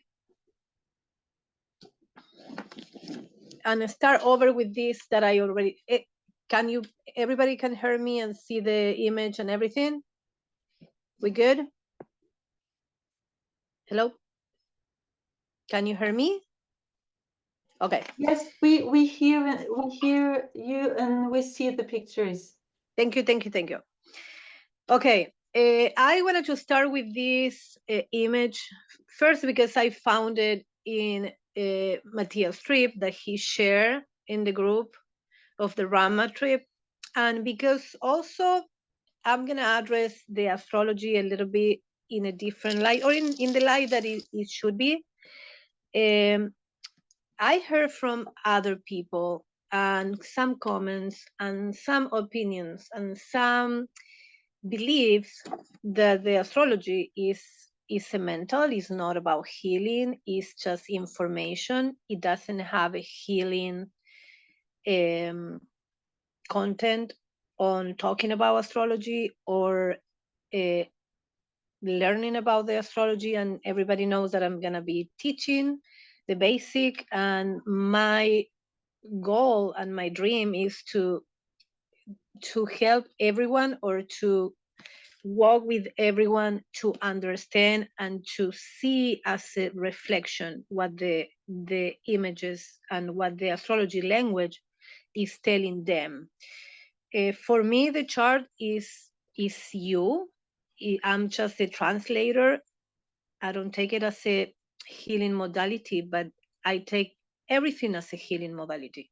You can heal in a walk, you can heal with a hug, you can heal with a smile, you can heal with music, you can heal through a sunset, beautiful nature, you can heal when you connect with anything you want to connect. And we are all different, and we all heal ourselves. It doesn't come from the outside. Even if you go to a healer, even if you go to a group, the process is inside. And from the outside, they can give you the information, they can walk with you. But that's how I see any type of healing, even the astrology. So for me, it is a healing tool, even if sound mental or is more analytical tools that you have to learn to see, to connect. But I do feel, and I share in other groups and before in other talks, that I feel each planet as a crystal. Like when you hold a quartz, when you hold hematite, when you hold any crystals, even for me, naming the planet, it feels the vibration, it feels the frequency. So thinking that I was gonna say this, or I was not gonna, point this, I find Matthias yesterday, actually last night, this post, and it was perfect. And it was the answer, and it was the healing, and it was the connection to this astrology and any type of healing modality, even if it comes from a book, even if it comes from a mathematician that Matthias is, doing things with Robert Grant, I think. No, Edward Grant. I don't remember his name. But everything is healing. Everything is frequency. Everything is you, that we just have to connect. So for anybody to say that this is just information, I don't resonate. I just see everything as a healing modality, and as a heart opening, and as a sharing of you. When I have a session, I say, I'm the translator. This is your time. This is your graphic. This is your soul talking to you. You ask anything you want to know. I just translate what I see, what you want to tell, the information that you are giving to yourself. So this post, beautiful, it was amazing. In the silence of the universe, a speech resounded. The children of creation listening to it, for it is love. The universal principles dwell in each resonance, and through the path of the earth, the sage could see them. The talk of the sun, the talk of the stars, the talk of the word. In, in its inner sun, everyone heard what was in its heart. The truth of the divine resonates throughout existence. A call from the masters, so we call things to life. A will of the elements to manifest in my name. The talk of the sun, the talk of the stars, the talk of the word. A song to the word, manifestation of the word, the one who speaks to the word. And that's the Arsayan. What more perfect for what I was thinking and, going over about the astrology and why people see astrology that way. And here is another picture that I was going to post first before I found the Matthias Arsayan poem, I guess. This is astrology. This is pattern. This is a language. This is sacred geometry. You see, for me, this graphic is like light language. All these patterns that all the planets make when they go direct, they go retrograde. You have the toroid in the middle, you have the sun, this is completely aligned with healing and with everything in the universe. So this is how I see it. This is, I don't know what Scott there can share his way as an astrologer. I'm here. Yeah, if you want to share something about it or how Yeah, you feel as an astrologer. absolutely. Sorry, I had to step away for a little bit. I've been back and forth, but I just came back when you were talking about astrology as a healing tool, and that's absolutely how I use it. And it's just you can look at each planet, you can look at the sun in terms of cycles.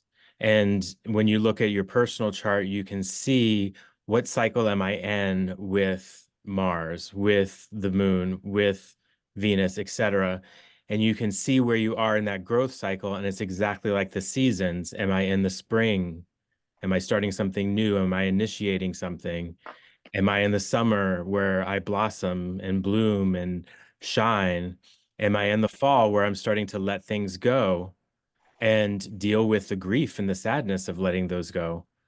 And also the anticipation of the next season, winter, where we go inward and we go back into our cocoon so that we can come out again in the spring.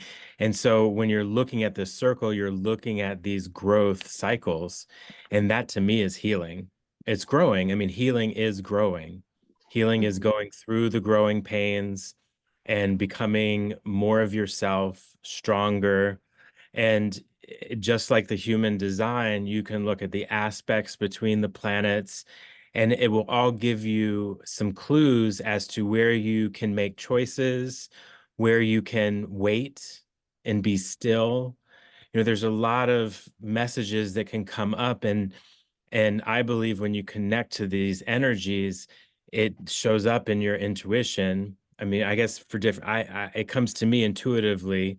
Other people, it may come visually and you see it, or you hear it auditorily, like different ways of receiving information.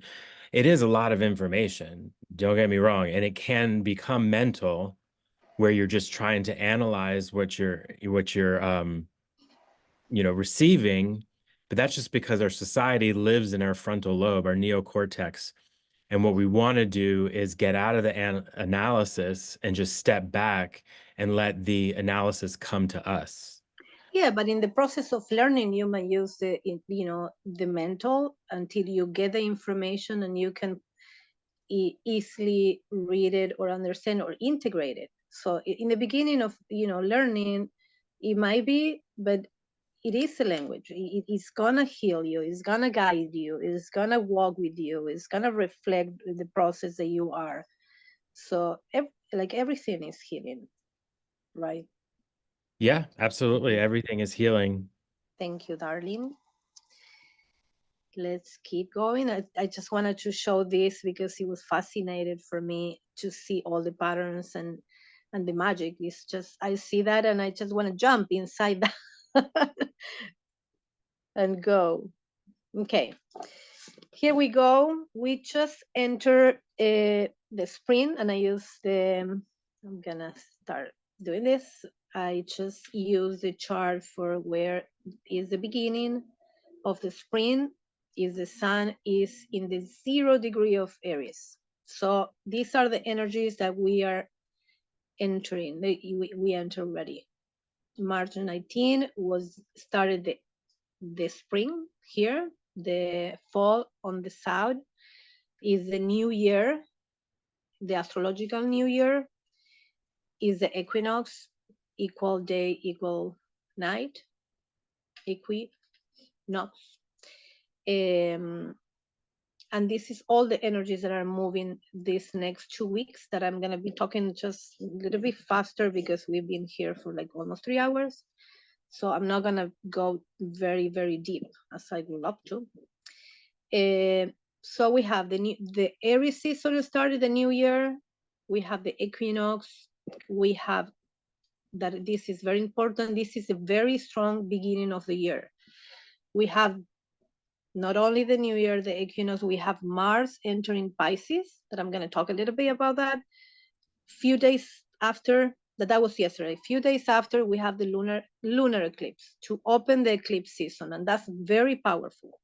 I know everybody's talking about this April solar eclipse, but we open with the lunar, and I'm going to go over that a little bit because it's South Node and it's a lot of karmic and a lot of closures, and I'm going to go over a little bit.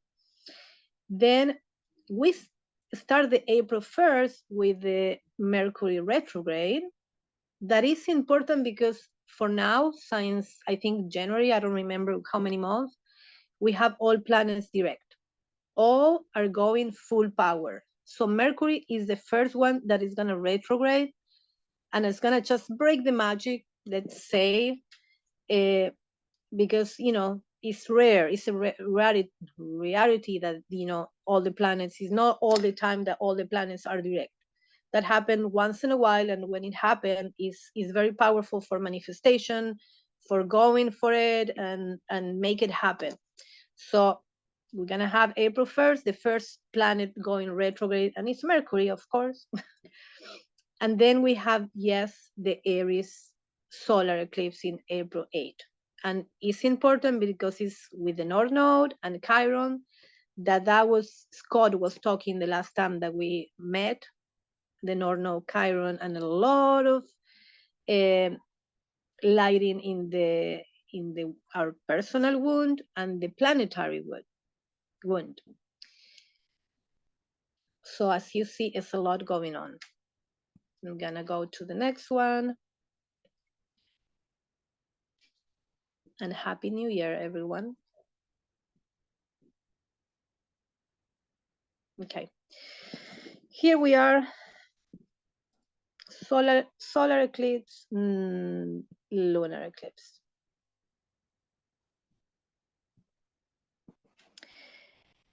Okay, what is a lunar eclipse? And I'm gonna go to the astronomy part also. Let me go first here. Here we are. When we have this, that happen every time in astrology. We always have the full moon and we have the new moon, and it's when you see here the moon, the earth is in between the sun and the moon, so they are in opposition. The sun is in Aries, the moon is in Libra. That's what is going to happen to actually tomorrow night, or the 25th, on the lunar eclipse.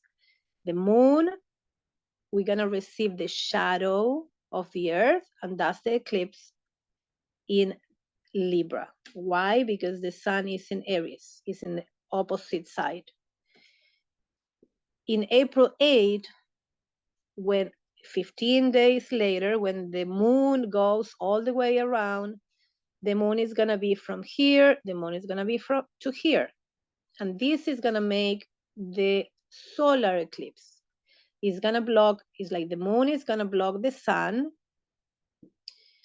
Total, is it total? Meaning we're not gonna see the crown that we saw in the past solar eclipse. It's gonna cover the whole sun because it's closer to the earth.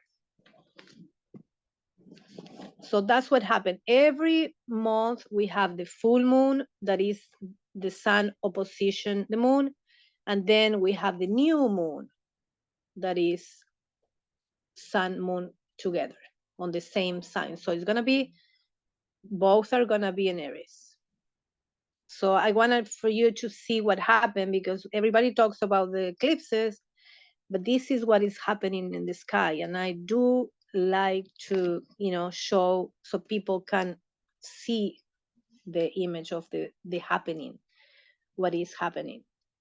And of course, astrologers, we take it as a game or as a play of shadows and light. And that's what is so important, because we are going to be facing the lights and shadows of the aspects, and where is in your chart, and where is in each country, and the areas that is showing the shadow of the moon when it goes in here. That I have the map here also. When we finish, I'm gonna send the PDF with all this information. Here we're gonna see the shadow of the earth, our shadow, covering the brightness of the moon. So we see our shadows in this one. And in this one, we're gonna see the ego, that is the sun. We're gonna go face to face with what is really behind the veil when the moon covers the sun, and when there is a new sunrise, because there is gonna be a new day, because this is gonna be like completely nighttime on the area that is gonna be a full eclipse. So when the moon moves and the sun is appearing again, is taken in astrology as a new day. It's a new way of seeing, and it's a way of, you can see the shadows, you can see what it was hidden. And I'm gonna show what happened that day in the sky as well, because you're gonna see a comet that is coming, and then you're gonna see Jupiter, and you're gonna see Venus. That if it's a daytime, you don't see it because it's daytime, the sun is blocking everything. But when when the moon is gonna cover the sun and it gets pitch dark, you're gonna be able to see the comet, you're gonna be able to see Venus, that is gonna be beautiful, and you're gonna be able to see Jupiter. So it's a very powerful, and then you know that is happening in your chart as well. So of course, is full energy that is gonna be blast in your self, not only on the planet.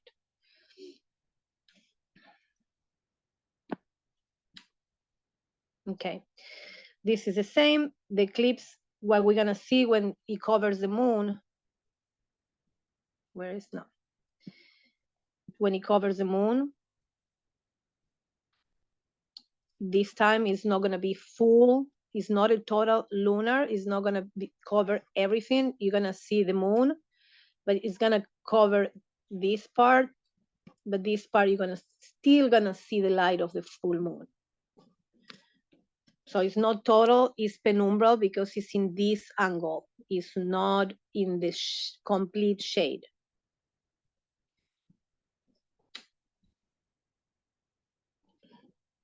That's what is called penumbral lunar eclipse. Okay, and why is so important from the astrology? We know that the eclipses are in the area where the nodes are, that we talk about it, and it's the North Node, your mission and destiny. See the lunar nodes. North Node is your future, your calling, the unknown, the soul purpose, the karmatic path. So is the future. And the South Node is all the opposite. The comfort zone, what is familiar, your instinct, the past lives. So this is what every eclipse, not this one, it's like all the time there is an eclipse, is always related to these nodes. The nodes are the point the eclipse from the sun and from the moon crosses. I don't know how to do it, but you know what I mean. If not, next time I send you a picture, I post a picture on the group so you can see what the nodes are in a technical way so you understand why every node is related with the eclipses every time it happened an eclipse. So here you have the nodes in the extension, the north and the south, and here the solar and lunar eclipse. So you can go over that. I'm not going to explain everything. I'm going to jump to the chart, but I want you to know that you have all the explanations here so you can see. If you don't understand, if you rewatch this again and you're going to go over, you're going to have the PDFs to read on your own. This part that is very helpful.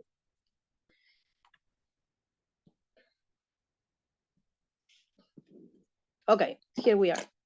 And this is the part that I want to talk. These are the two charts. The one for March, you have the one for March that is in a couple of days, and the one for April 1st, and this is the time. This app is, I don't remember the name of this app, but I want to zoom. I don't think I can zoom yet. I want to zoom one and show what's really going on. Okay. Okay, this is the lunar eclipse on March 25th.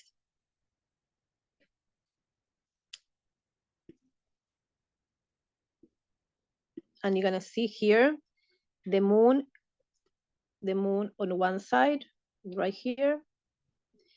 The sun is on the opposite side, right here. But if you see, and the inside, I always use my chart or any chart for you to see the transits and you get used to. Your own personal chart is gonna be inside and the transits are outside, meaning you're gonna see where the eclipse is gonna be in your personal chart. So in my personal chart, you're gonna see it that is right here in my 7th house. You have Aries, and you have it with the North Node, with Chiron, and with Mercury. That is communication. So all that is going on my chart on top of my 7th house, on top of my Chiron.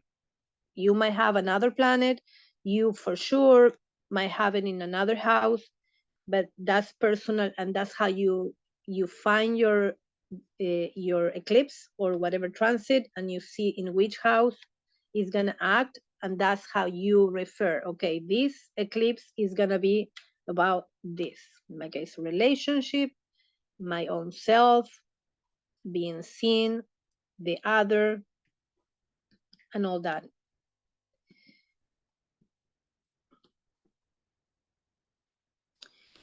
So the moon in Libra and the South Node. South Node being is the comfort zone, like we said in the other slide, in the other picture. In Libra is relationship, is beauty, is harmony, is about you, is about the other, because it's always the opposite. This is me, this is the other, or this is me and this is the other. Actually, it's opposite in my chart.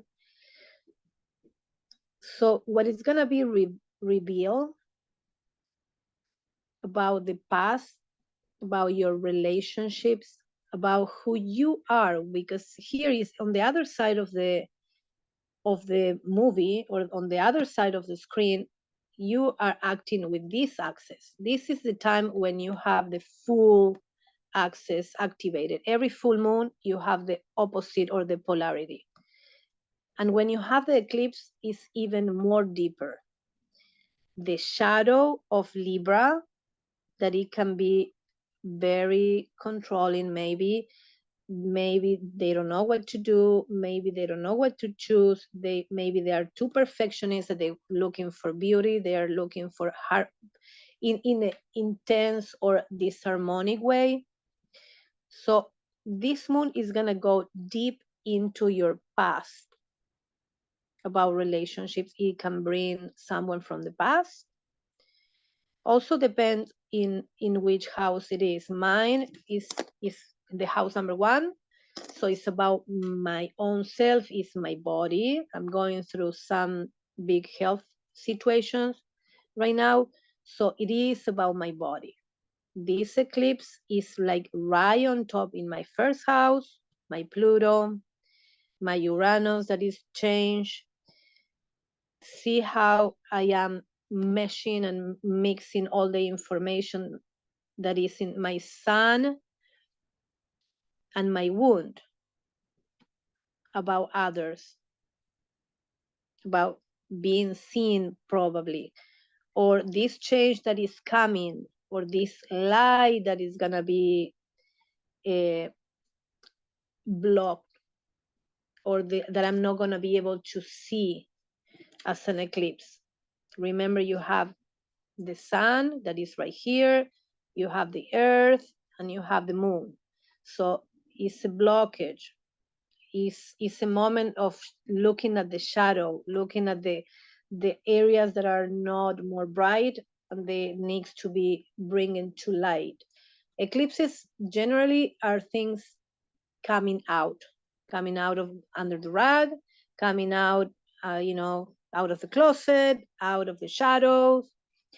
And being Aries Libra is about relationship. It's about diplomacy. It's about communication, because Mercury is related. I'll show you again. Here you have this group right here that is the Sun. You have also Chiron and North Node. They're gonna show more on this lunar eclipse, on the solar eclipse, but this is the energy of the sign this time. So you look of which area is in your chart, is the 0.5 degree of Libra, and you look if you have something, is right here. See, that's Libra, 5 degree, and you see if you have. In my case, it's gonna be over my Pluto. How fun is that? It's transformation, it's letting go, it's it's a transformation, it's death and rebirth, and it's the body. It's just pay attention and transform everything that you probably didn't. So what else? Still, we are going through this conjunction in April 20, so they are getting closer and closer. Uranus and Jupiter in Taurus.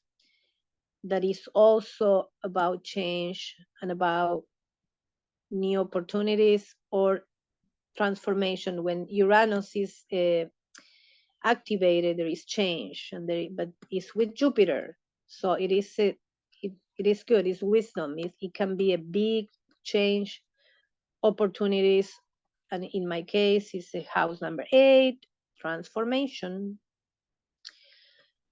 So we have here also, I don't take only the lunar eclipse or the eclipse separate, because it's the energies that in the whole chart. What is going on up here? What is going on down here? That we still have the Pluto in Aquarius going backwards soon. At the end, in a few months, it's gonna retrograde again to Capricorn. So the energy is not fully in Aquarius yet, as it's gonna go back in September and forth in November. So that energy is still there, moving back and forth. We have Saturn and with Venus. is about our values. These two together are putting, and it's related with our wound, who we are, who are we becoming, the shadows that we are seeing. Saturn is helping Venus, or is being like a mentor, probably, as a Saturn tend to be to Venus, to help or guide to find better ways, find inner ways, and upgrade the values. And what I was gonna say is about Mars entering uh, Pisces, because I was thinking about how to explain that, and it was awesome to see. I was thinking about the sweat lodge that I go, and I was like, it's perfect. Mars entering Pisces is like the perfect healing that we are going through as a collective, because it's like the sweat lodge. When we go to a sweat lodge, or temescal, or the, I don't know how we call it in another countries, you go inside like a tent or a teepee that is like Pisces is the womb of the earth, is Gaia.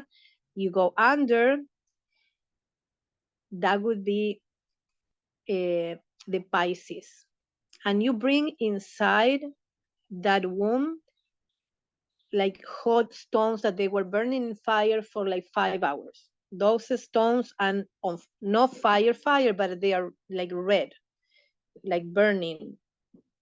We don't go inside with flames, but that represents the flame. They were in the fire for 5 hours. So they place the stones that would be Mars, that is fire, and is the spark, and is also the what it brings life and activation. You put it in the middle. All the people are sitting around the stones, and the shaman pour water, that is the Pisces, and make a steam, and that's the healing. All the steam, all the heat, all the uncomfortable, all the fire and water together making a steam, purify. It's a detox, it's a purification. So I was thinking, how do you explain Mars in Pisces? And I was like, well, that's exactly that what we do when I go to the sweat lodge, to sweat, to pray, to chant, to purificate. And we are in a planetary sweat lodge right now, with this fire entering Pisces. It's gonna be intense. It's gonna activate a lot of like fiery things in the world that you already saw, and also with this Taurus and Jupiter. But this entering of Mars in Pisces is gonna be our sweat lodge. We're gonna sweat this next month. It's gonna be. I saw it like an activation of our real healing as a planet. So it was beautiful to see that we are going to this healing, intense healing, with the heat of the transformation that the Mars is bringing to the Pisces. That is also the energy of the 12th house. Here, when we go to the body, that is Mars. So it's being born again.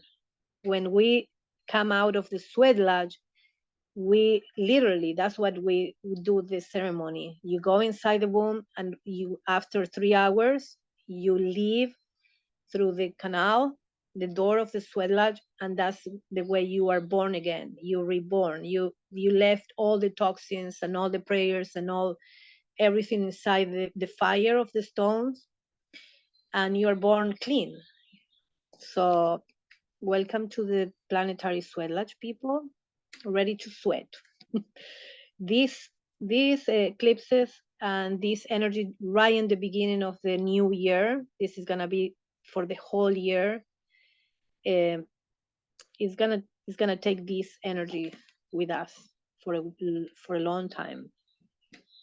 So let's heal together. So I'm gonna go to any questions about this eclipse. I'm gonna go to the one in April. Everybody's quiet. I think everybody's so tired. Okay, I'm gonna go to the other one.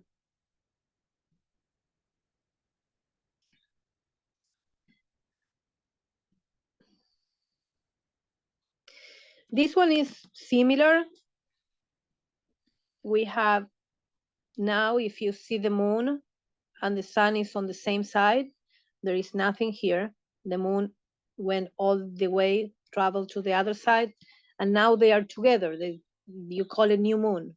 That's a new moon, sun and moon together. And we have the solar eclipse, the more famous, because it's like everybody's talking about so many big things are going to happen, and big changes, and the world is we're not going to have food, or we're not going to have electricity, and we're not going to have so all the craziness that people are talking. But it's related to this. You have communication. They say communication is going to be off. Here you have Mercury. You have in between the sun and the moon, you have Chiron, that is the wounded healer. So our wound, universal wound, as a planetary wound, as a human wound, is gonna be showed, and it's gonna be triggered, and it's gonna be exposed, and it's gonna be a big moment. You have also coming Venus, little by little. That is our values, and is our balance, and is our harmony. So energies of this eclipse are very intense.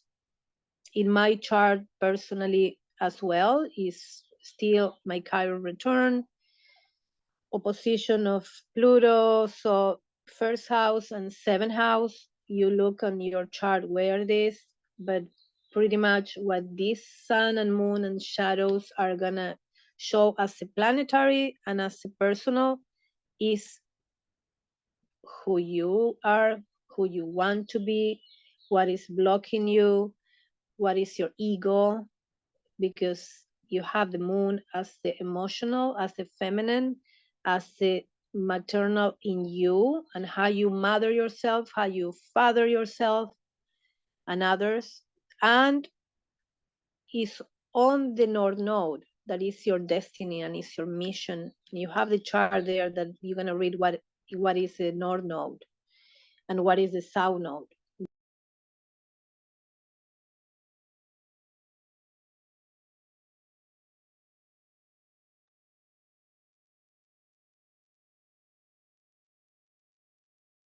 Barbara, I think you're muted. I don't know if anyone else can't hear, but I can't.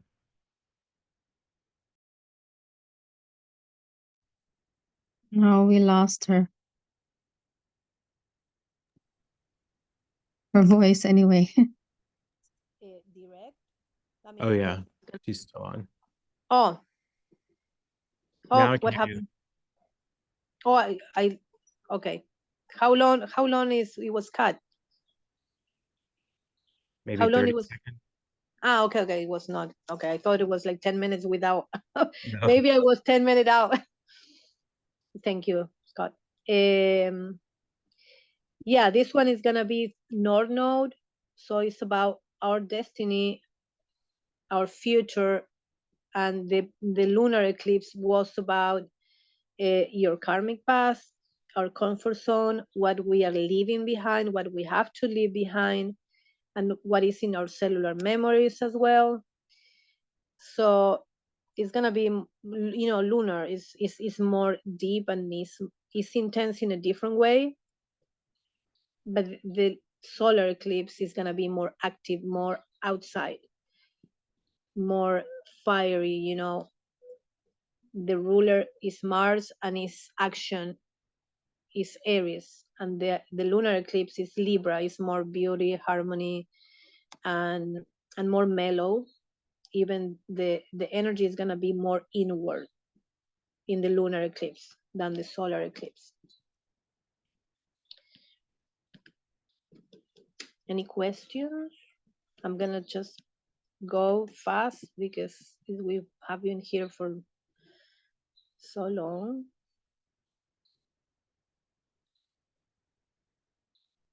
Okay, I also share in the group this chart that it was the first time that I checked.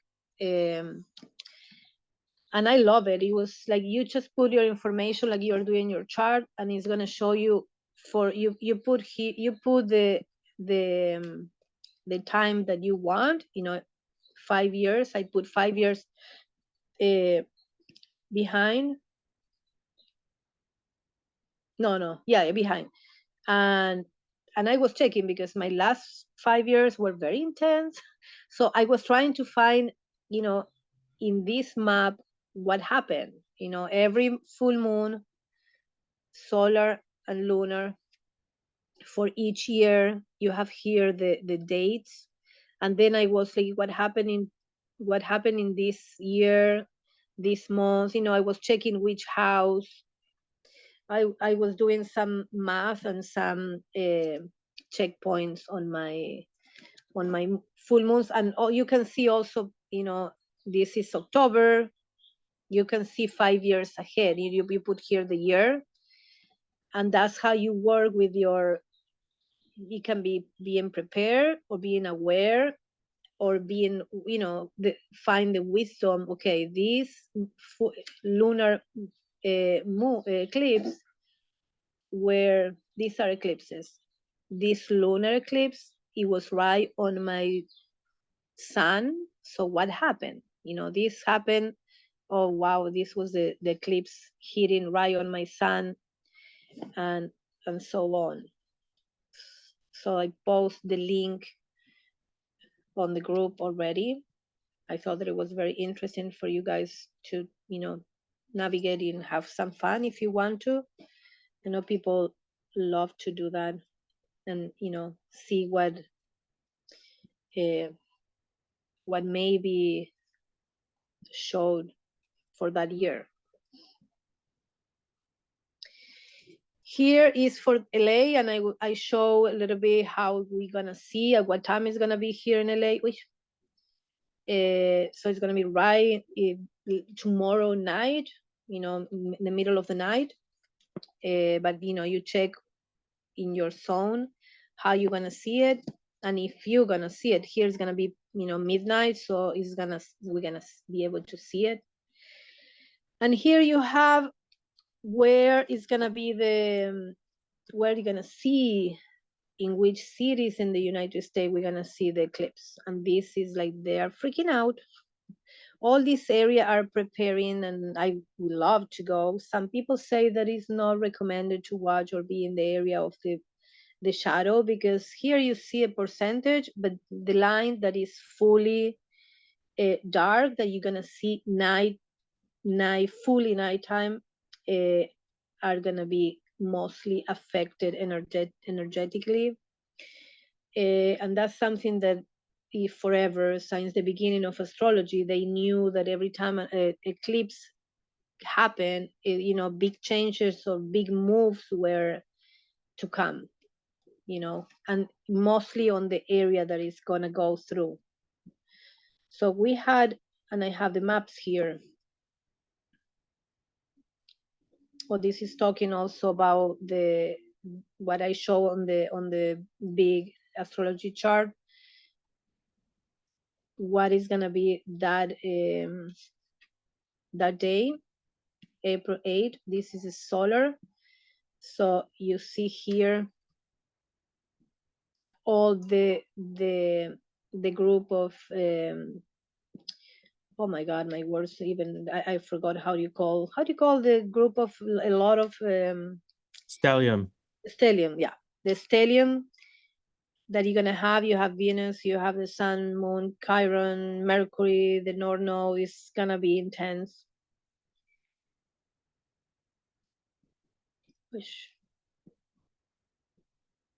Thank you, Scott. You can read here. This is again what I explained. The moon is gonna be closer, so it's gonna block more the sun. And this is the part that I love to know, to see, because what do you see when everything goes dark?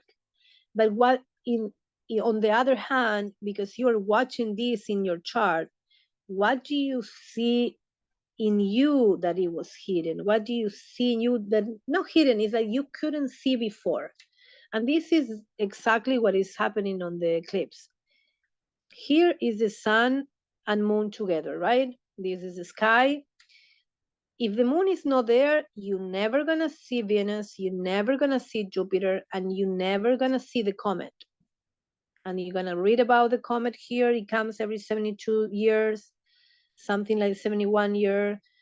And the rarity, because what is the odd that is a comet that is also an omen, that when not only the eclipse, when every time the comet comes, is another saying that is bringing information from 71 years ago, from 50,000 years ago. I don't remember how many years the last comet. It was very, very old, a very long time orbit. But you're gonna see Venus, that you have it here. This is what you see, Venus. You're gonna be able to see Venus. That's the beauty, the harmony, the values. You're gonna see Jupiter, the expansion, the wisdom, the freedom, and you're gonna see the unknown, because we don't know what the comets are bringing until they pass and until they left the tail, and we know what is gonna left, the information.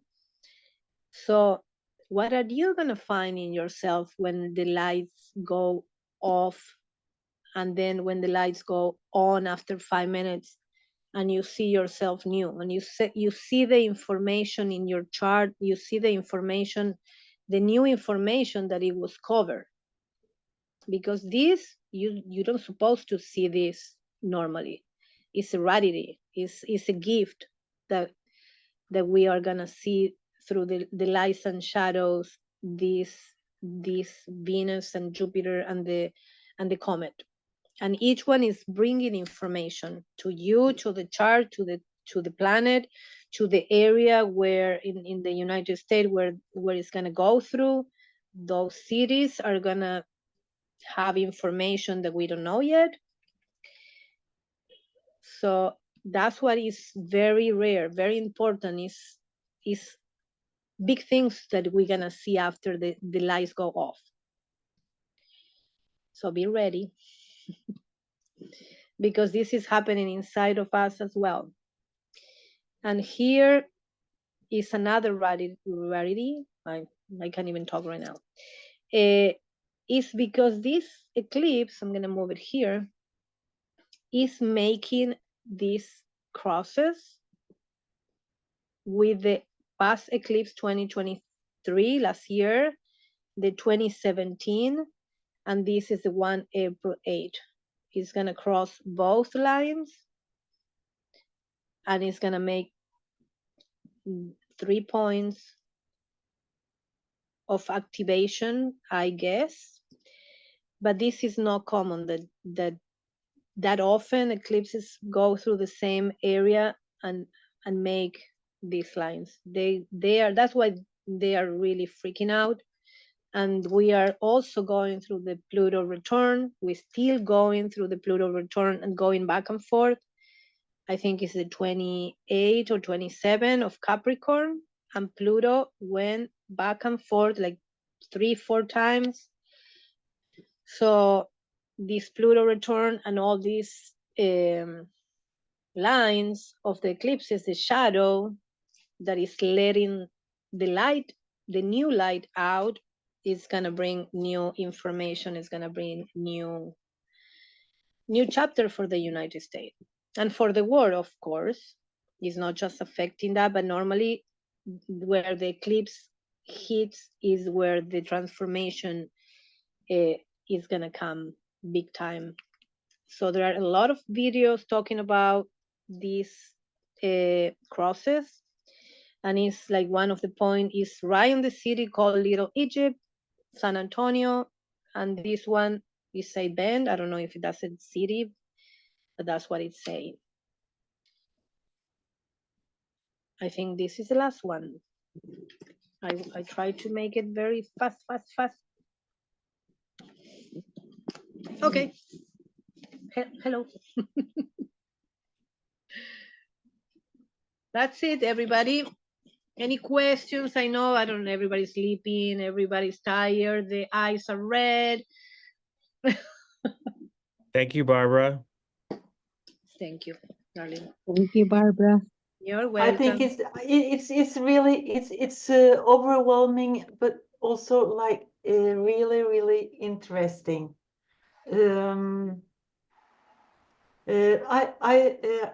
I looked up my chart, I saw that most of this in the 8th of April is in my 12th house. I have a huge 12th house.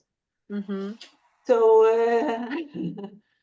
Well, going probably deep. it means Lot like of, a change of a cycle or something, like a going, yes. yeah. End of cycle, information from past life, cellular memories, family tree, your family and ancestry, Yeah, closing the chapter maybe. yeah. Very interesting. Okay. Happy Thank you. eclipses. You're welcome. To I have everybody, have a beautiful lunar eclipse tomorrow and the day after. And we are feeling it. We are already on the energy because it's 2 days or 2 days before, 2 days after, something like that. So we are feeling it. I don't know if you guys feel tired, feel overwhelmed, feel a lot of things. So it's a very intense beginning of the new year. You're welcome, Lucia. Love you. Barbara, And Barbara, I Happy just want to Easter, say, everyone. yeah. I Go just want to ahead. say that I'm so excited that you shared the transit eclipses and you can go back 5 years. I think this is a great time to look at that. During this eclipse, to go back and look at all the things you've let go, all the Yes, things that were removed from your I life. I checked the few years before, the last 3 years, and man, it was right on point. It was Yeah, amazing. it's true. It's Yeah, true. Thank you for I sharing that. you're welcome. I posted the link in the group. It's already there for who wants to do it. Okay, everybody, love you. See Love you next you. time. Maybe we're gonna do some geometry with the Q-tip. The next one we're gonna do some manual. We're gonna have glue. We're gonna have some fun activities. Workshop. Okay. Thank Have a you. beautiful weekend Have and a good rest. weekend. Thank you for staying. Thank you. Thank You're you. Bye-bye. welcome. Bye, everybody. Bye bye. Good night. Ciao. Good night.